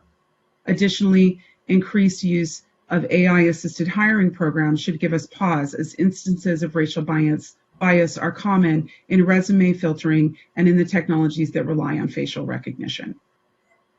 The impact of the tech sector on housing affordability is significant. The tech sector itself has a history of drastically affecting housing affordability in its vicinity without taking surrounding communities into account. In addition, the term digital redlining has been used to describe 2 distinct phenomena. First, internet service providers, or ISPs, resist extending high-speed broadband into communities they do not consider potentially returning on infrastructural investment. This has far-reaching consequences, depressing access to avenues of economic opportunity, opportunities to civic engagement, access to government service, and access to education. Second, digital redlining also refers to the implementation of algorithmic systems that further predatory loan practices, surveillance advertising, and discriminatory housing practices. Instead of ameliorating bias or discriminatory practices, these products and practices exacerbate them at scale. African American students face discrimination in all levels of education. There is extensive research on the ways in which increased surveillance, increased discipline, and suspensions contribute to the school-to-prison pipeline. The EdTech industry has positioned itself to address these as well as many other longstanding issues within the education system through gathering and processing training data and developing products that privilege learning personalization and promise early warning signs to promote prevention. However, this is not isolated to so-called EdTech, but permeates education. As in the industries discussed throughout, elements of algorithmically aided decision-making can be found across all sectors of education. One example, Todd Feather's investigation for the markup found that major universities use race as a high-impact predictor of student success, an element that both at the individual level and in the aggregate can dictate student access to resource. But the role of the tech industry is not isolated to enabling or precluding access to resources for individual students, but rather represents a larger phenomenon by which technology attracts and retains more resources for itself. Programs promoting technical literacy and procurement programs often divert much needed resources away from teacher-student education, away from investment in Black students, and further entrench students and their families into agreements with companies that compromise their privacy and may lead to other deleterious effects that require further study. It is difficult to overstate the role of tech companies in the shaping of the contemporary policing and the broader prison industrial complex. The introduction of predictive policing programs, big data programs for resource allocation, algorithmic sentencing and bail programs, surveillance technologies, forensic science and technology applications, police-worn body cameras, so-called non-lethal weapons, monitoring technologies, records management, license plate readers, etc., has transformed the way policing is done, and each and every one has had racial bias at the core of their development and implementation. Investment in technical solutions across the criminal justice system is not novel, as systems of automation and large-scale cross-system data management tools dates back to the 1970s. We are also seeing automation in background checks, facial recognition regulating building access, and a variety of unregulated AI that is beta tested on Black communities. Each of these types of carceral technology are unfairly pointed at vulnerable Black people, which are often in our neighborhoods across the state. So to sum up in closing, let me just say that California is central to the origin story of the tech industry, and so it must be understood as a powerful element in California history.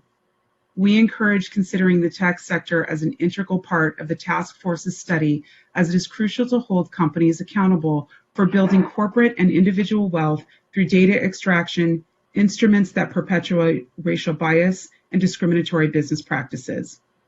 These new and novel systems are often built on top of pre-existing structures and institutions, use data sets that are imbued with patterns and traditions of structural racism, and often replicate structures and institutions that have long and complex histories of racial injustice.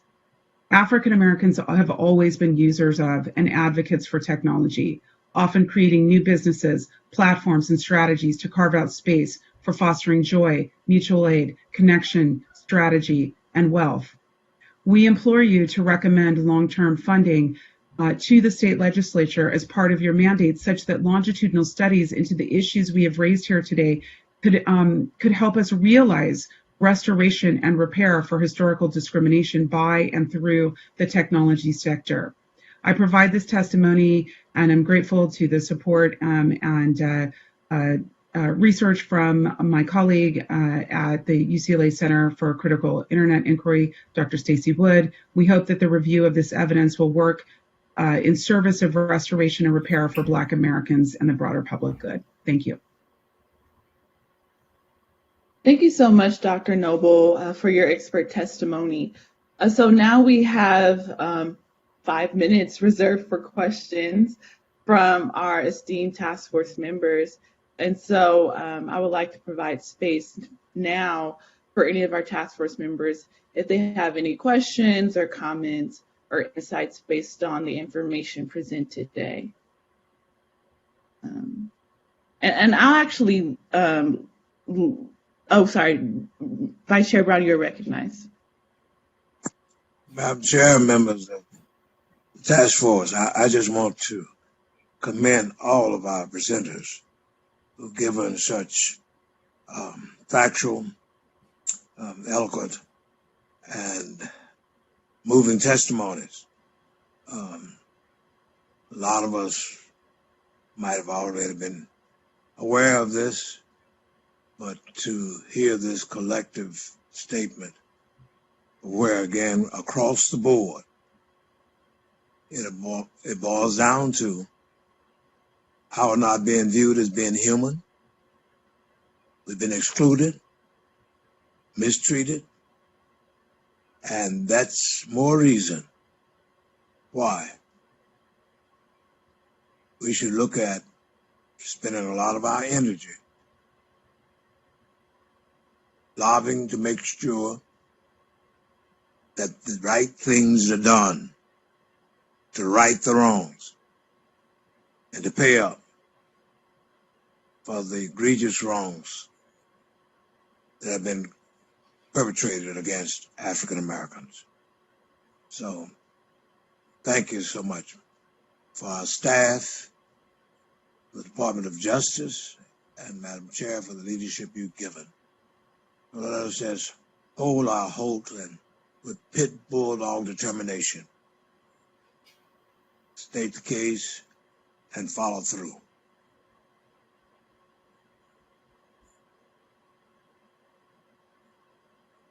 Thank you so much for that, Vice Chair Brown. I had a question, and it's related to tech companies. So there is a diversity analytics company named Blendor that did a report on the different pledges from these different tech companies after the George Floyd uprisings. and Blendor counted 535 pledges from different tech companies worth $4.56 billion. And those pledges were made by these tech companies between January 1st and December 31st, 2020. But the report revealed that these tech companies that made these Black Lives Matter pledges or statements have also 20% fewer Black employees on average than companies that did not make similar pledges and statements. And the report also concluded that there's little evidence of tangible progress overall, despite this $4.56 billion worth of pledges made by these different companies. And so I guess my question is to, the experts on the panel, who may or may not, have, stayed up to date with some of these pledges with these tech companies. What are your opinions on these pledges, on the progress of these tech companies in acknowledging, anti-Black discrimination? If y'all have any thoughts or insight on that, I would love to hear that.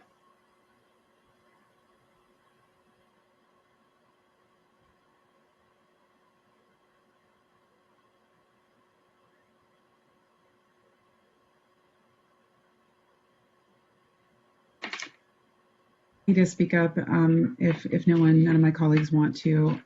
I think what we know and what we have evidence of is that the tech sector broadly, at least in terms of the largest tech companies, the major actors that have been noted previously, are duplicitous at best in their pledges to support Black people and to kind of jump into the opportunity for public relations gestures.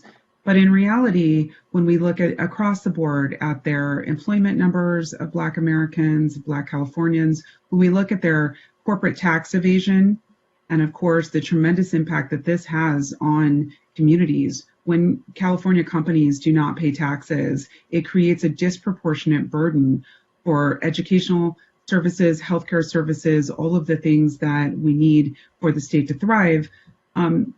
That burden is felt most acutely among poor people and Black people.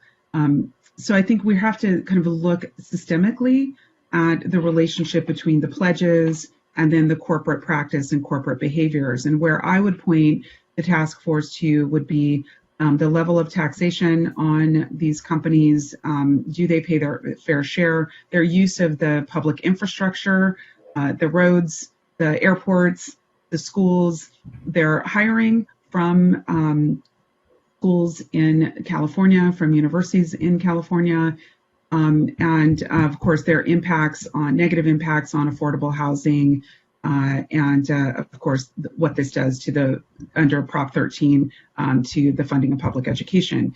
I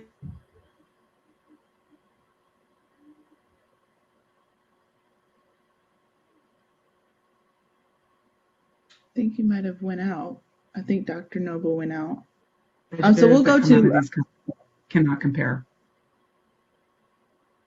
Thank you. So I see Deborah Gorman and then Vincent Lay. Yeah, real quick, I would also, reinforce what Dr. Noble just said, but there can't be accountability without some transparency.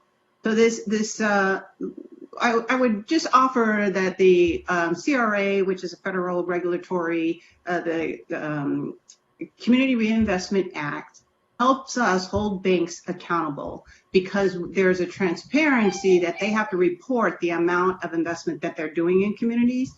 So at Greenlighting, we're allowed to call a bank in and point to the data, and because we have a regulation on file that allows us that leverage, and that regulation is supported by the Federal Reserve, the OCC, and the FDIC. Right, so there's some teeth in order to have the accountability because we can collect the data and we can disaggregate it. So that's what we need that for companies, right? We just need to be able to say, and this is the heavy lift, it's permissible to collect the data and then analyze it and hold you accountable to these goals and these sort of, hashtag beyond the statement. I would say that, this whole conversation around data it continues so that the data goes both ways, help us analyze to create good policies and remove disparate impact and disparate impact and outcomes, but also to hold folks accountable in those companies. So then I can say, you said 4.5 billion. We looked at the number; it was 20 million, but without the data and without a way of having that transparency and that accountability, I'm not sure we can get there. Vincent? Yeah, I just wanted to add that, in California, the supplier diversity report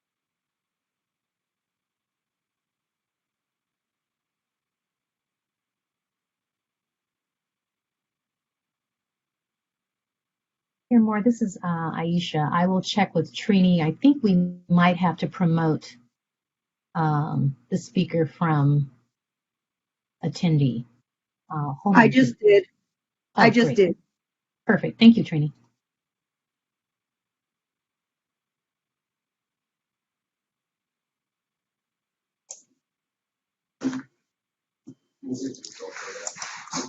Hello.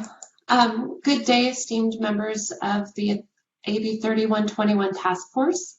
I'm Dr. Tiffany Jance DeZamo, and I serve as a research supervisor at the California Department of Justice Research Center. I'm here to provide a brief update regarding the expert economic consultants for your second report. As you know, on the second day of the December 2021 public hearing, the task force directed the Department of Justice to reach out to Professor Sandy Darity to gauge his interest and availability in convening a team of economists to address subsections E, how reparations are to be calculated, and subsection F, the instrumentalities for reparation distribution, of Section 3, Government Code 8301.1, which was instituted by Assembly Bill 3121. During this conversation and subsequent conversations, members of the task force requested the DOJ reach out to a number of economists and scholars to gauge interest in participating in a consulting group to address subsections E and F. The DOJ Research Center got to work immediately, reaching out and engaging in conversations with requested economic scholars over the course of December and January. We were able to contact all scholars requested by task force members. Of the scholars we contacted, we are pleased to inform the task force that the following scholars have expressed interest in and potential availability for contributing to a collaborative economics consulting team. Professor Sandy Darity from Duke University, Professor Bill Spriggs from Howard University, Professor Thomas Kramer from the University of Connecticut, Professor Kesia Campbell from Pierce College in California, and folklorist and author Kirsten Mullen. The task force's direction, the department can issue letters of retention for the aforementioned scholars and request that they work on a scope of work proposal that covers a general approach or multiple approaches to addressing subsections E and F of Government Code 8301.1 on behalf of the task force, along with providing a timeline of deliverables.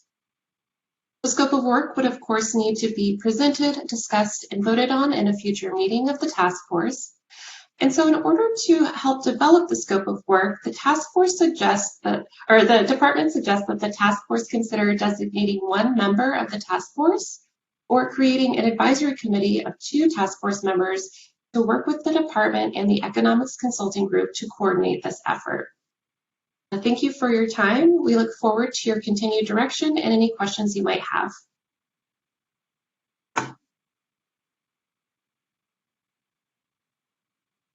Thank you very much for that comprehensive update. We have 10 minutes until lunch, and so I will leave this space for task force members to ask any questions, provide any comments or insights based on the information that we just received.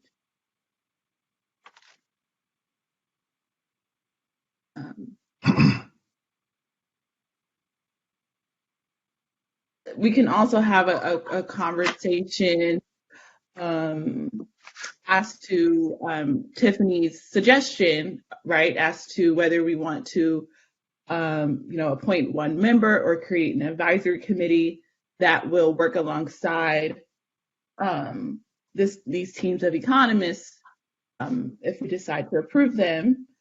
And so I guess as direction, I'm sure there's going to be a motion on the floor to approve these teams of economists, and then a second motion to choose 1 or 2 members to serve as a spokesperson or coordinator.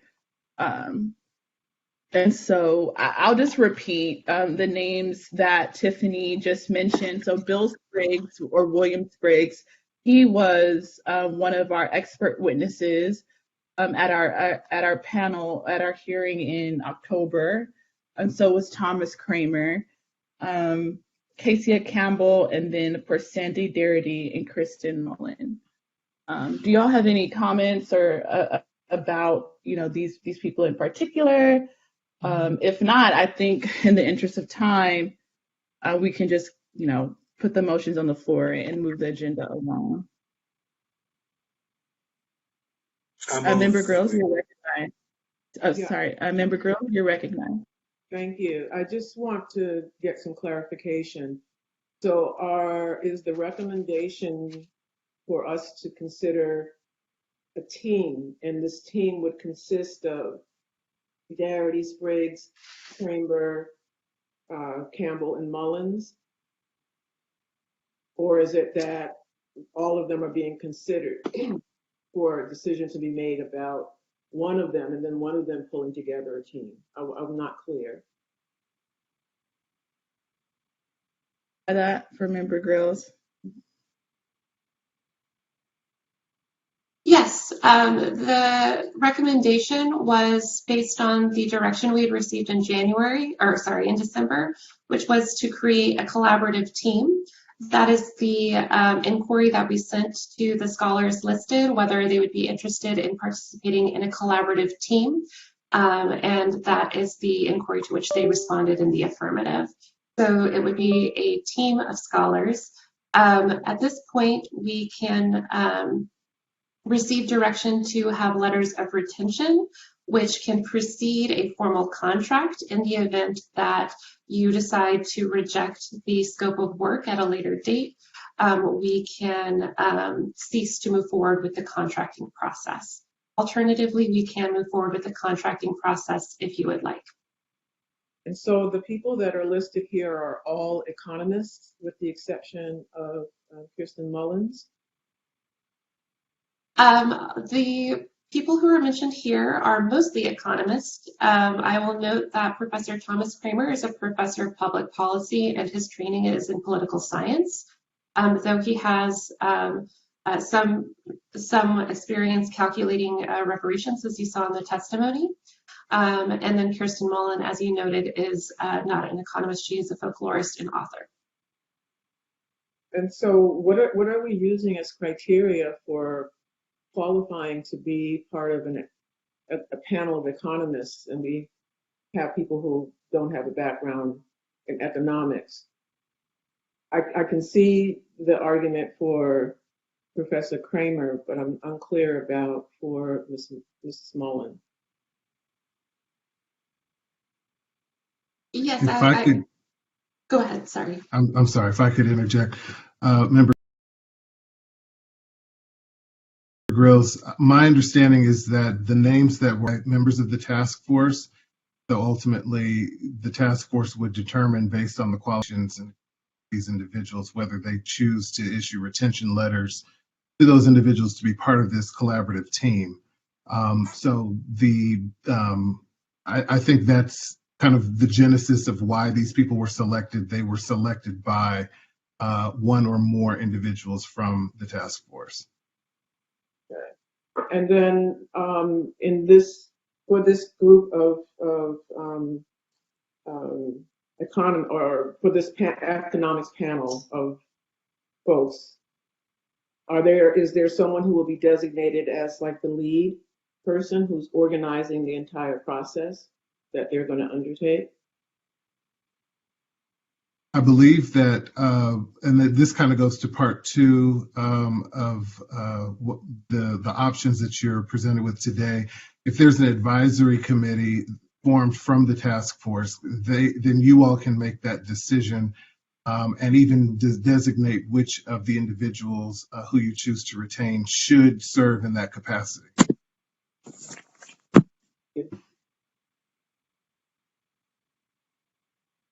I know that the DOJ, vetted the list of economists that we provided to evaluate their interests and to figure out who wants to be a part of this panel. Are there any of the potential candidates that we're still waiting to hear from, that their response is outstanding? Yes, there were two candidates who we reached out to who have not responded yet. despite a couple of attempts to reach out to them. One is Professor Logan and Professor Trayvon Logan. I will note that he had responded to a previous inquiry in an earlier round of searches and noted that he did not have the availability to participate, but he has not responded to the most recent inquiry. The other person is Professor Damon Jones. He has an automated email response noting that he is conducting some work, I believe, on behalf of the federal government, so he may be slow to respond. So he has yet to respond as well and may not be available. Madam Chair. Vice Chair Brown, you're recognized. What is our specific need at this juncture? Are we trying to find an economist or economists give us input regarding the economics of reparations? I think we should make the decision on the basis of what we need.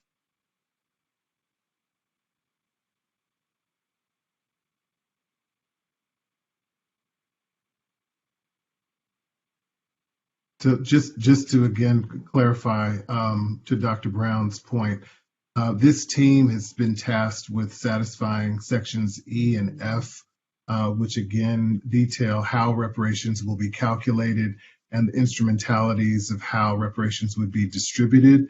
So those are the two questions that this team will be tasked to answer. To your point, that could include, economists obviously would be required to be part of that group, but to the extent that there are other voices that would be able to weigh in on how not just the calculation, but the distribution part of it as well. That may factor in to the ability to present this second report. But again, that is the collective decision of this body to make that determination. Well, Madam Chair. Yes, you're recognized, Vice Chair Brown. We have two tasks. One is to determine the economics of reparations, and two, whom do we deem worthy of receiving? Now, if they're going to speak to those issues, that's where we need to be scratched, where we're itching. And that question has not been determined.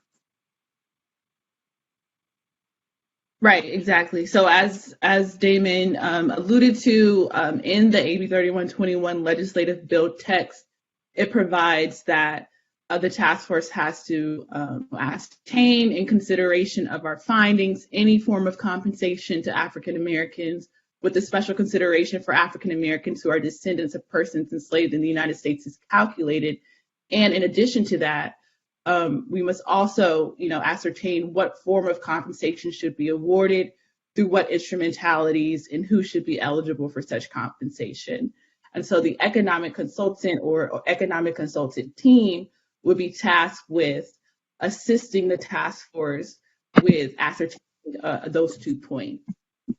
So it seems as if what's on the floor is, and please clarify, Tiffany or Damon, that we, either vote to send out letters of retention for these people that you identified, and or did you say instead of just sending out letters of retention, we could vote to just contract with them without sending that letter? Is that what I heard? If not, please correct me if I'm wrong. I wanted to make clear what the recommendations are from the research office.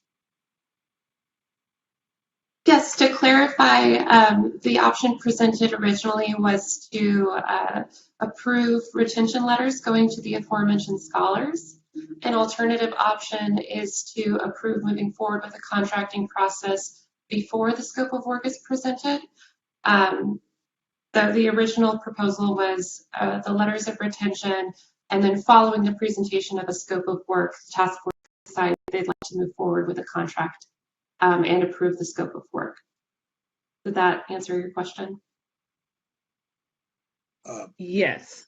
So I just would like to ask another follow-up question just so I'm clear. So there's two alternatives. It's either we vote to send out letters of retention to the aforementioned scholars, wait for them to come up with the scope of work, they'll come back, and then we approve it or we don't approve it. And then the other alternative is kind of skipping sending out the letter of retention, voting to hire the aforementioned scholars before we see a scope of work. Is that what you're saying? Yes, I'll note that I am a researcher and not an attorney, so letters of retention may still be issued. The second alternative is you voting to move forward with the contracting process before seeing the scope of work. So I believe that we would advise on the former option, where you vote to provide retention letters and then decide if you'd like to move forward with this group of scholars following a successful presentation of a scope of work. But ultimately is the task force's decision. Madam Chair. Yes, Vice Chair Brown, you're recognized. Thank you. Should we not look at first, as good stewards of our time and this enterprise, that we would come up with what we feel should be the scope first, and let them know we're hiring them, what we're looking for.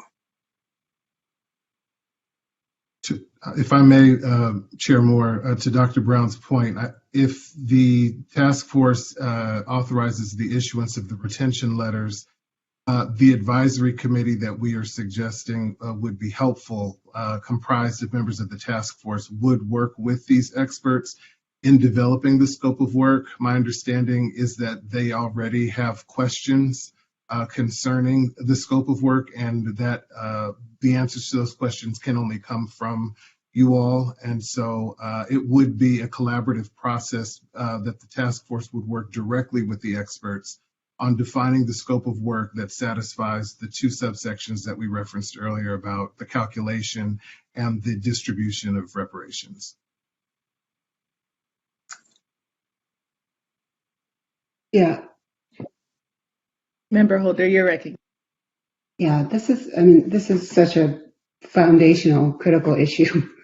Number one, I don't think that we should have a advisory council or single person from the task force figuring out what the scope of work is.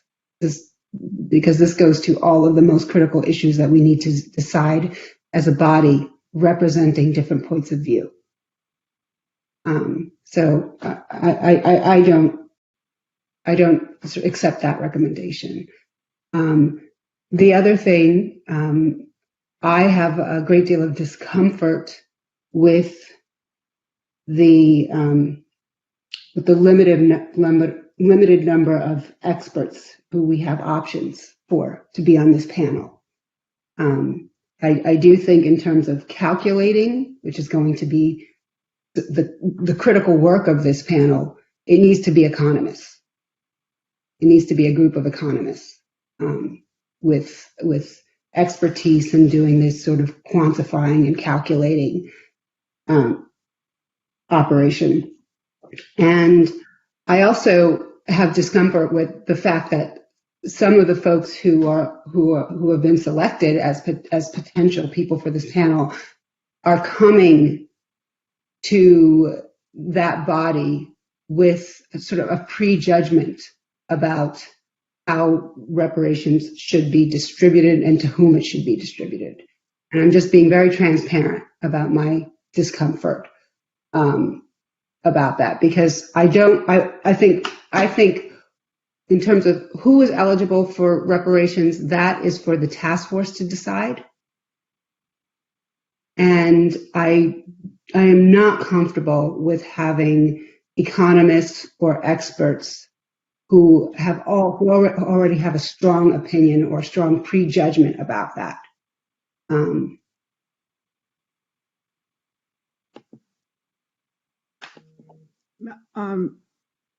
Member Holder, can you hear me? We can hear you. Okay, yes, Madam Chair, I wanted to give her some information. My screen keeps going off. You can make a motion based on what you're asking for, and then the members can act accordingly to your motion by, either seconding the motion, having discussion with respect to your concerns, and then moving on that. That's just one option that you have at this moment. Okay. Madam Chair. Member Holder, I didn't want you to be cut off. Were you speaking? And then we'll go to Vice Chair Brown. Well, if I was going to craft a motion right now, it would be a motion around giving us time to specifically discuss the points that I just made, regarding the sufficiency of the individuals identified for this panel, and regarding using economists or experts who are coming to that task with a sort of prejudgment and set of notions about the community of eligibility and whether there's a conflict of interest there. So I would move to just have to make space for a discussion on those points. Madam Chair, before we get a motion, please, let's back up. We were to, as a task force, based on our knowledge, our involvement in this state, come up with a sensible, logical, reasonable statement of the harm that's been done. That's our task. Then number two, you do have the practitioners, the experts, to work with us on the howness in terms of giving relief for this harm. You will need economists. And the other issue is who is to be considered for reparations. And that's to be done through democratic process of this task force. It appears to me that's our task, or else we get bogged down here.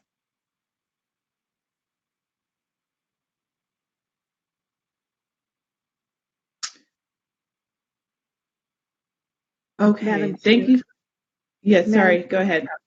Yes, Member Holder has placed a motion on the floor, and and you have to entertain her motion as to whether or not it will be seconded and then discussed and voted on. Thank you, Parliamentarian Johnson. That's what I was going to do, to carry the motion. Can you please restate the motion? I wrote it down. So basically, the motion on the floor is to set out time to discuss these points of whether to approve retention letters, and the discussion will talk about the sufficiency of the individuals identified, and a discussion on using economic experts in them coming into the work with any prejudgments, and whether that constitutes a conflict of interest. Does that encapsulate your motion, Member Holder? If not, I would just respectfully ask you to restate it so that we can move the conversation along. I think that sufficiently encapsulates the motion. I can try and tighten it up a little bit, But the bottom line is the motion is to have to do a deeper dive into the 5 individuals that have been identified as the potential panel, and whether any or all of those individuals could potentially have a conflict of interest in terms of carrying out the task force's directives in terms of the scope of work. Is there a second?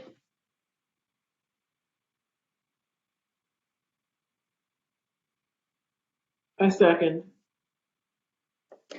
So it has been properly moved and seconded to have a discussion where we do a deeper dive on the 5 individuals identified by the California Department of Research, and whether these individuals, any or all of them, have a conflict of interest that might impede on the task force directives. Is there any discussion on the matter? And just, yes. I'll just start off Chair the Moore, discussion by saying, can I add a few yeah, go things? ahead, Member Tabaki. Go ahead. So You're right. again, this is just thinking out loud with the task force and not taking a position one way or the other. It just seems that there's enough uncertainty that further discussion seems to be in order. To know more about where the candidates, how they might respond to some of these questions, I think would be good. I think it would be also good, Dr. Jans, to know who was asked and then who declined. You didn't present that part. So I think we just need a fuller, Lisa talked about a deeper dive in the analysis of this. And in the process, I think the discussion will come out about what Dr. Brown says about the class of eligibility, because it's necessarily connected to that. So if the motion amounts to let's set aside the time necessary to make sure that we've got the right experts who will be objective enough and expert enough to serve the task force in terms of what their directives are. I think if I'm understanding the motion, that seems to make some sense to me. Okay, I have a parliamentary procedural question for Parliamentarian Johnson. So is it possible for us to kind of reserve the balance of this discussion after the motion to unfinished business tomorrow? Or would this have to be, itemized as an agenda item for our next hearing? And Well, this item is set for action. So it is as part of the presentation, it says possible action. So you're in order to take action. And as such, you can defer it to unfinished business tomorrow, because it's already it's on the agenda with respect to the presentation that was made. As it's agendized, it says with possible action. So if that's what you prefer to do, you Madam can Chair. have. Okay, thank you, Parliamentarian John, for that. Vice Chair Brown, you're recognized. I just want to be mindful that we're 17 minutes into the lunch hour. So, Vice Chair Brown. I would move that we take. But there's a motion on the floor. Sorry, you were going out. I didn't hear you. I give substitute motion that we move to put this item on the agenda tomorrow for action. Okay, you want to, Mr. Vice Chair, you want to just table it until the time certain. So you can move to table it until unfinished business. And you don't have to, no discussion, you just vote on the table and move on. Okay. Okay, so that way it takes precedence over any other motion. Just move the table. Yeah, I move the table until tomorrow for action. Okay. Okay, is there a second? Okay, it's been properly moved and I'll second. seconded. It's just, you Thank just you. vote on it, okay? Okay, This so is- Parliamentarian Johnson, may you please cue a roll call vote? Yes, Madam Chair, we're voting on the motion to table it to a time certain tomorrow at unfinished business. Your vote, Madam Chair. Aye. Madam Chair votes aye. Vice Chair Brown. Aye. Vice Chair Brown votes aye. Member Bradford. Aye. Member Bradford votes aye. Member Grills. Aye. Member Grills votes aye. Member Holder.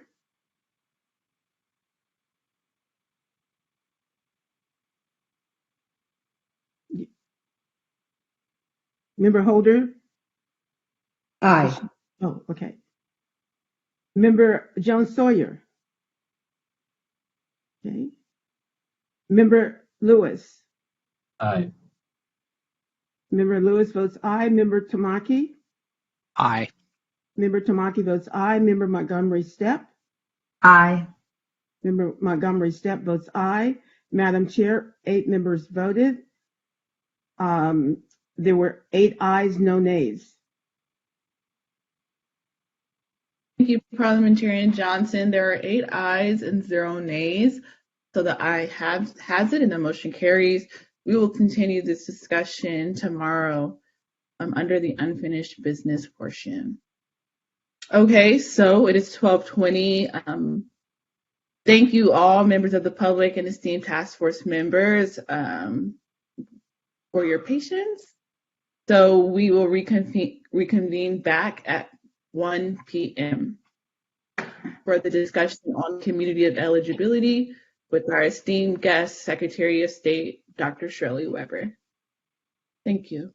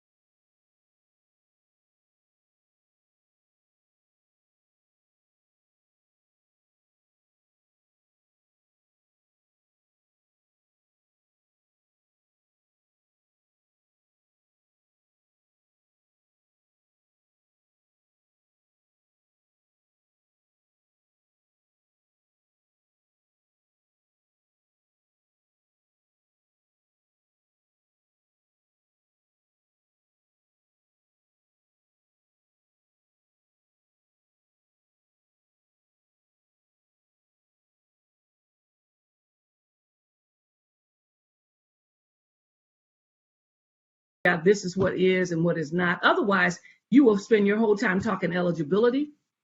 And by the time you've finished, California will have spent all its money because it's got money now, and we will end up with nothing because we can't figure out who to give a quarter to. Thank So you. I Any just- last comments? Okay, we'll close it out with any last comments from our task force members? I see Vice Chair Brown. Anyone else? Okay, Vice Chair Brown. I think you're muted. You're on mute. Madam Chair, members of the task force, let me put it in a biblical, theological terminology. There's an old song that I sang in Sunday school. Brighten the corner where you are. Check it out. Google it. We got to brighten this corner in the state of California. The seat and the scene of the crime. And I agree with our Secretary of State that we are going to go all around the world. We will defeat the moral of that song. Right in the corner where you are. We are hurting in California, in these schools, in these communities, even where our watering holes have been destroyed. What are we going to do at home? That's the fundamental question. And I hope that this task force be committed to the vision and the spirit of our dear Secretary of State and get with it. Not make this a paralysis of an analysis and going around in circles on it. Thank you. Thank you all. Secretary Weber. So now we will turn to agenda item number 8, which is our second witness panel of the year and of the day on public health. And we have three esteemed four people coming to provide expert testimony for the public health panel. So without further ado, I will turn to introducing our expert witnesses. Our first expert witness is Dr. Carolyn Roberts, and Dr. Carolyn Roberts is an historian of medicine and science at Yale University. She holds a joint appointment in the departments of history of science and medicine, and African American studies. She also holds a secondary appointment at Yale School of Medicine in the program in history of medicine. Her research interests concern the history of race, science, and medicine in the context of slavery and the Atlantic slave trade. This includes attention to the critical role played by African and African-descended medical and health knowledge in the Atlantic world. Dr. Roberts teaches undergraduate and graduate courses in the history of race, science, and medicine from the 16th to the 21st centuries. Her teaching blends history with medical sociology and public health to explore present-day crises related to race, racism, and health. Dr. Roberts received a master's and a PhD from Harvard University, an MA from Andover Newton Theological School, and a Bachelor's of Arts from Dartmouth College. We will then hear from Dr. Tina Sachs. Dr. Tina Sachs is an associate professor at UC Berkeley School of Welfare. Her fields of interest include racial inequities in health, social determinants of health, and poverty and inequality. Professor Sachs focuses on how macrostructural forces, including structural discrimination and immigration, affect women's health. Her current work investigates the persistence of racial and gender discrimination in healthcare settings among racial and ethnic minorities who are not poor.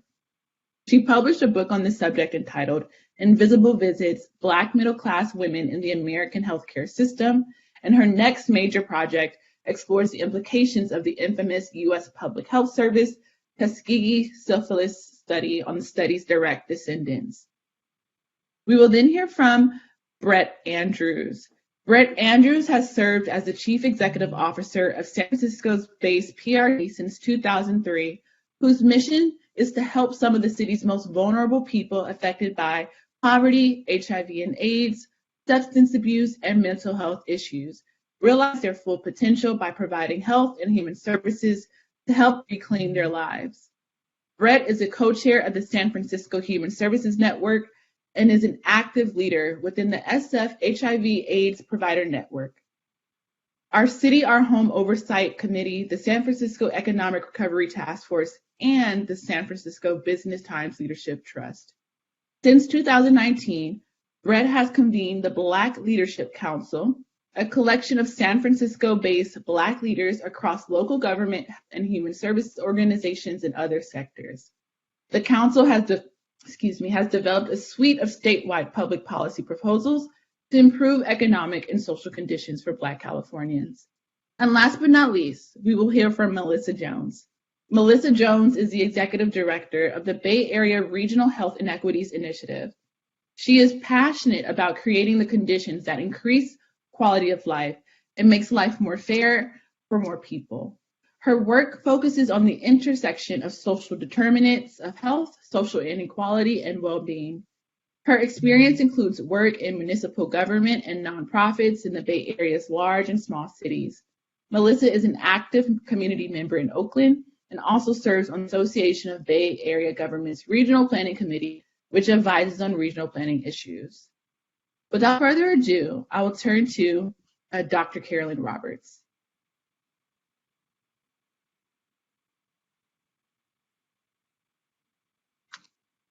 Dr. Carolyn Roberts, are you available?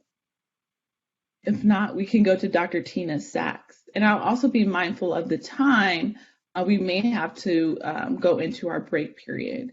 Just putting that out there. Dr. Hello, Carolyn Roberts. Yes, I'm here. Can you hear me okay? Yes, we can hear you, but I can't see you. I see a black screen. Let me see here. The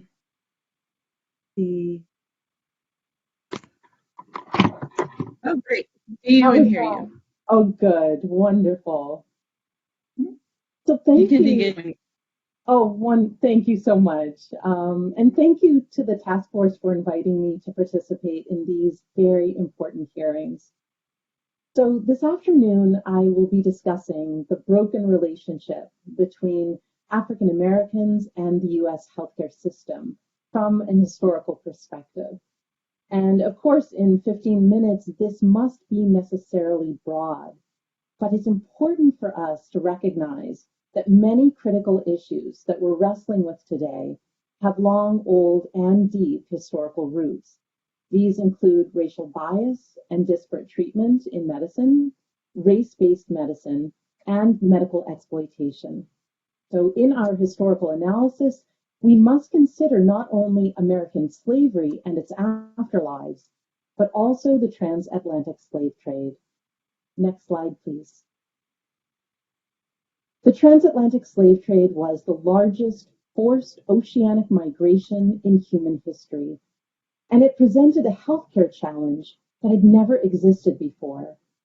How can you traffic millions of enslaved Africans across the Atlantic so that they arrive alive and in vendable condition as human property? Next slide, please. The British slave trade is important for all of us gathered here today because the majority of enslaved people who arrived in the United States arrived on board British slave ships. British slave ship medicine was based on systemic violence and dehumanization. Next slide, please. Doctors such as Thomas Trotter were hired to work on board British slave ships. They performed invasive forced medical inspections. Captives were beaten, kicked, whipped, and punched if they didn't comply. Women and girls were pinned down and their legs were held open so doctors could check to see if they had previously borne children. One observer noted that the women and girls wept uncontrollably. Next slide. On board thousands of slave ships, doctors whipped African captives who refused to eat, lacerating their flesh, and then treating the wounds they had just inflicted upon their patients in order to keep them alive. Medical practitioners were equipped with bolus knives, thumb screws, and the speculum oris to force feed the enslaved, which broke off their teeth in the process. Medical practitioners administered drugs with whips and pistols nearby to force their compliance.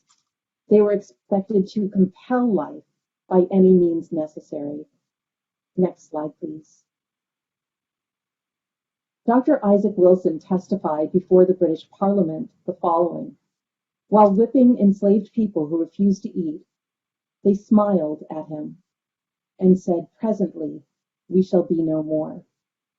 They wanted to die, and doctors had to compel life. And so a new form of healthcare management entered the world. This was a form of healthcare where medical violence against African and African-descended people became an acceptable, normative, and institutionalized practice for over a century in the context of the British slave trade. This forced Black people into a unique and troubling relationship with Western medicine before even setting foot in the United States. It characterized the kind of medical care that was deemed appropriate for Black people. It also created a new understanding of the doctor-patient relationship, a relationship that was violent and depersonalized, extractive and exploitative. Next slide, please. Upon arrival in the United States, enslaved people were already trying to heal from the trauma, violence, and abuse they experienced in the slave trade healthcare. And throughout the Americas, enslaved people like Lulu Wilson tried to give medical care to one another. They developed their own medical systems. They blended medical knowledge from Africa with new medicinal plants in the Americas. However, they could not avoid white doctors who began to use their bodies to advance medical science. Next slide, please. Newspapers contained advertisements like this one, offering cash for sick enslaved people to be medical specimens. During the 19th century, scientific medicine was beginning to take root in the United States. Doctors needed bodies, both alive and dead, to understand more about how organs and tissues were impacted by disease. There was an enormous demand for sick patients and cadavers for study. Yet the white population would not tolerate their bodies to be used in this manner. Slavery created a population of people who were forced to comply.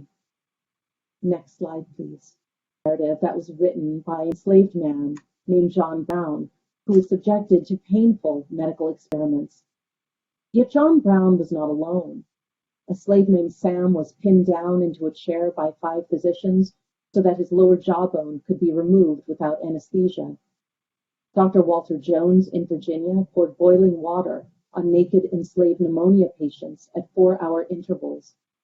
Dr. John Hardin stripped blood vessels from the limbs of an enslaved man and from 3 hogs to measure the arteries for comparison. Dr. James Dugas performed experimental eye surgeries on Black subjects. Next slide, please. One of the most important legacies of medical exploitation during slavery concerns the legacy of Black women as the mothers of gynecology. As one British surgeon noted, quote, "You could cut into the bodies of negresses like you did rabbits or dogs," end quote. J. Marion Sims, the doctor who is pictured at the far right, did just that. He conducted experimental surgeries on enslaved women to cure vesicovaginal fistula. Enslaved women, like Anarcha, who is pictured at the center, were operated upon 30 times over a period of 5 years without anesthesia, although ether was available. Sims believed Black women didn't feel as much pain as white women. And so over and over again, he scarified, sutured, and resutured her vagina. When the surgery was finally perfected with silver sutures rather than lead, Sims treated the white women of Montgomery and properly administered anesthesia. Next slide, please. Sims remains a part of our lives today. His vaginal speculum is still used during gynecological exams. Next slide, please. By utilizing the bodies of Black women, doctors advanced their understanding of the surgical cure for vesicovaginal fistula, how to remove burst ovaries, deliver stillborn children, stop intrauterine bleeding, fix fused labias, repair obstetrical fistula, remove ovarian tumors. The first full uterine removal was done on an enslaved woman by Dr. Paul Eve. Cesarean sections, 30 of 37 experimental cesarean sections were performed on enslaved women in 1830. Next slide, please. But it wasn't just medical experimentation on the living. Enslaved people's dead bodies were dissected to advance medical science. This is an image of African American remains that were found in a well at Virginia Commonwealth University. In 2019, the remains were formally memorialized. Human remains of African Americans have been found at numerous medical school sites throughout the country. Next slide, please.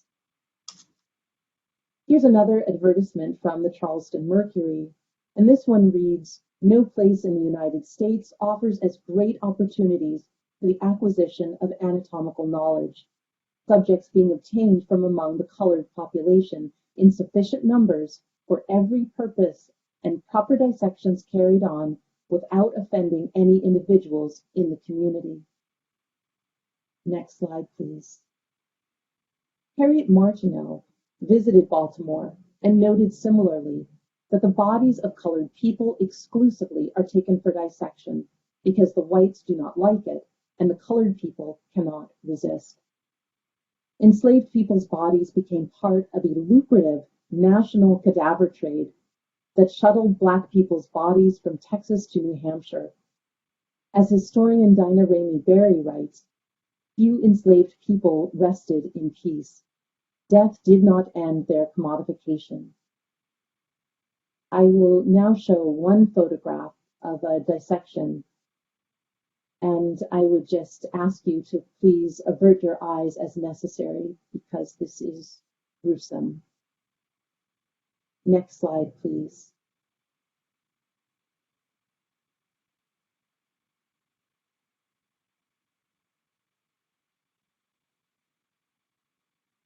Next slide, please. While Black people's bodies were being used to advance medical science, there was another powerful discourse operative that claimed Black people were biologically inferior and innately different as a species, existing somewhere between the ape and the European. Race-based medicine took root in the United States as a product of these beliefs. False ideas about Black people's disease immunity and disease susceptibility circulated widely, and many today still believe false notions concerning medical and biological differences between Blacks and whites that developed during slavery, that Blacks feel less pain than whites, that Blacks have poorer pulmonary function, smaller skulls, weaker brains, thicker skin, and less prone to depression. Science simply does not support this. Yet false notions of racial difference continue to impact health outcomes for African Americans today. In fact, one of our founding fathers, Benjamin Rush, helped promote the idea that Black people don't feel the same level of physical pain as white people. Next slide, please. Dr. Benjamin Rush was the first professor of chemistry in the U.S. and also published the first psychiatric textbook in the U.S., and he wrote the following in 1799. He believed Black skin was a form of leprosy, and he wrote that it caused morbid insensibility in the nerves, meaning that Black people were less sensitive to physical pain than white people. Next slide, please. Today, these ideas endure, and they have evolved. Some medical students still think Black patients feel less pain than whites. Next slide, please. Racial disparity seen in how doctors treat pain, even among children. Next slide, please. This is how Black people get killed. This refers to Dr. Susan Moore, an African American medical doctor who went to the hospital with COVID symptoms and died 2 weeks later. Her symptoms were not believed, and she was not given adequate pain medication. Dr. Moore said about the doctor that he made me feel like a drug addict. So you can see how in more recent decades, Black people's pain may be undertreated because of stereotyping Black people as drug addicts. Next slide, please.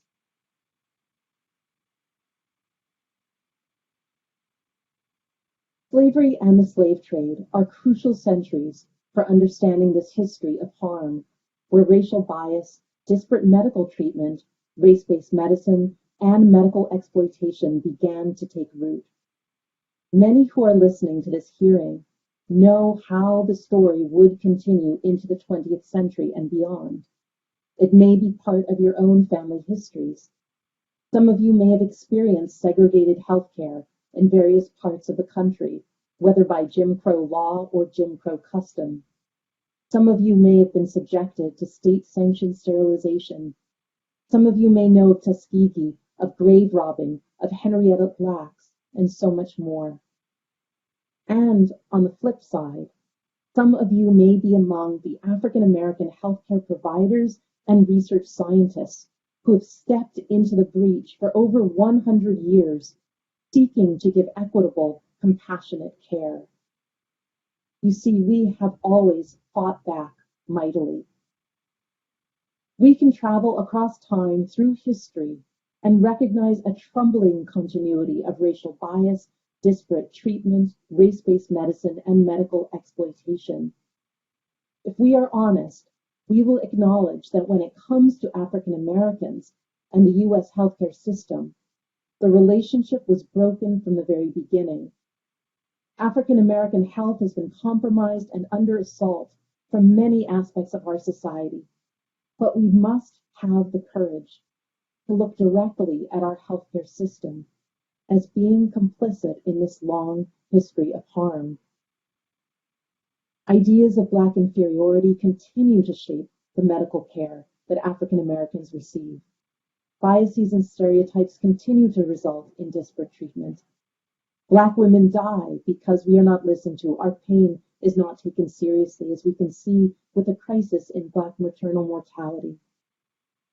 When I discuss this history with doctors, medical school students, residents, and frontline healthcare workers, I am always asked the same two questions. Why didn't I know this before? And why isn't this taught in medical school? I've been told that an historical perspective offers a diagnostic that helps them understand the present in a way that can be truly rehabilitative. Understanding the systems we've inherited and the legacies they have produced are crucial in making change happen. As an historian of medicine, science, and health, I don't believe we can begin to intelligently solve our problems if we don't know how long the problem has endured. Thank you so much for listening.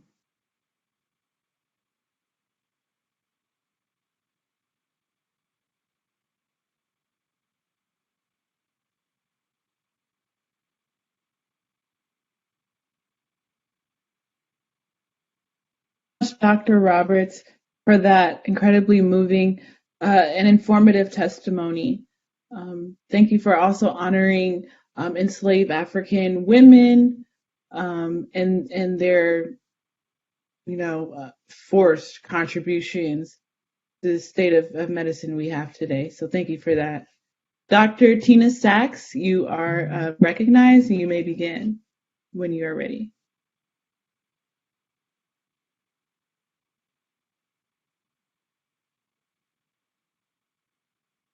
Hello, everyone. Can you hear me? We can. Okay. May I have my slides, please? Are they up?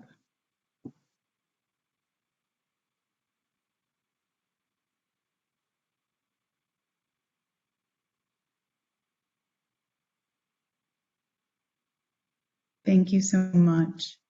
First, I want to just say thank you so much to Dr. Roberts. What an incredibly compelling, powerful, and moving testimony you gave. Thank you so much for laying the historical groundwork for us here.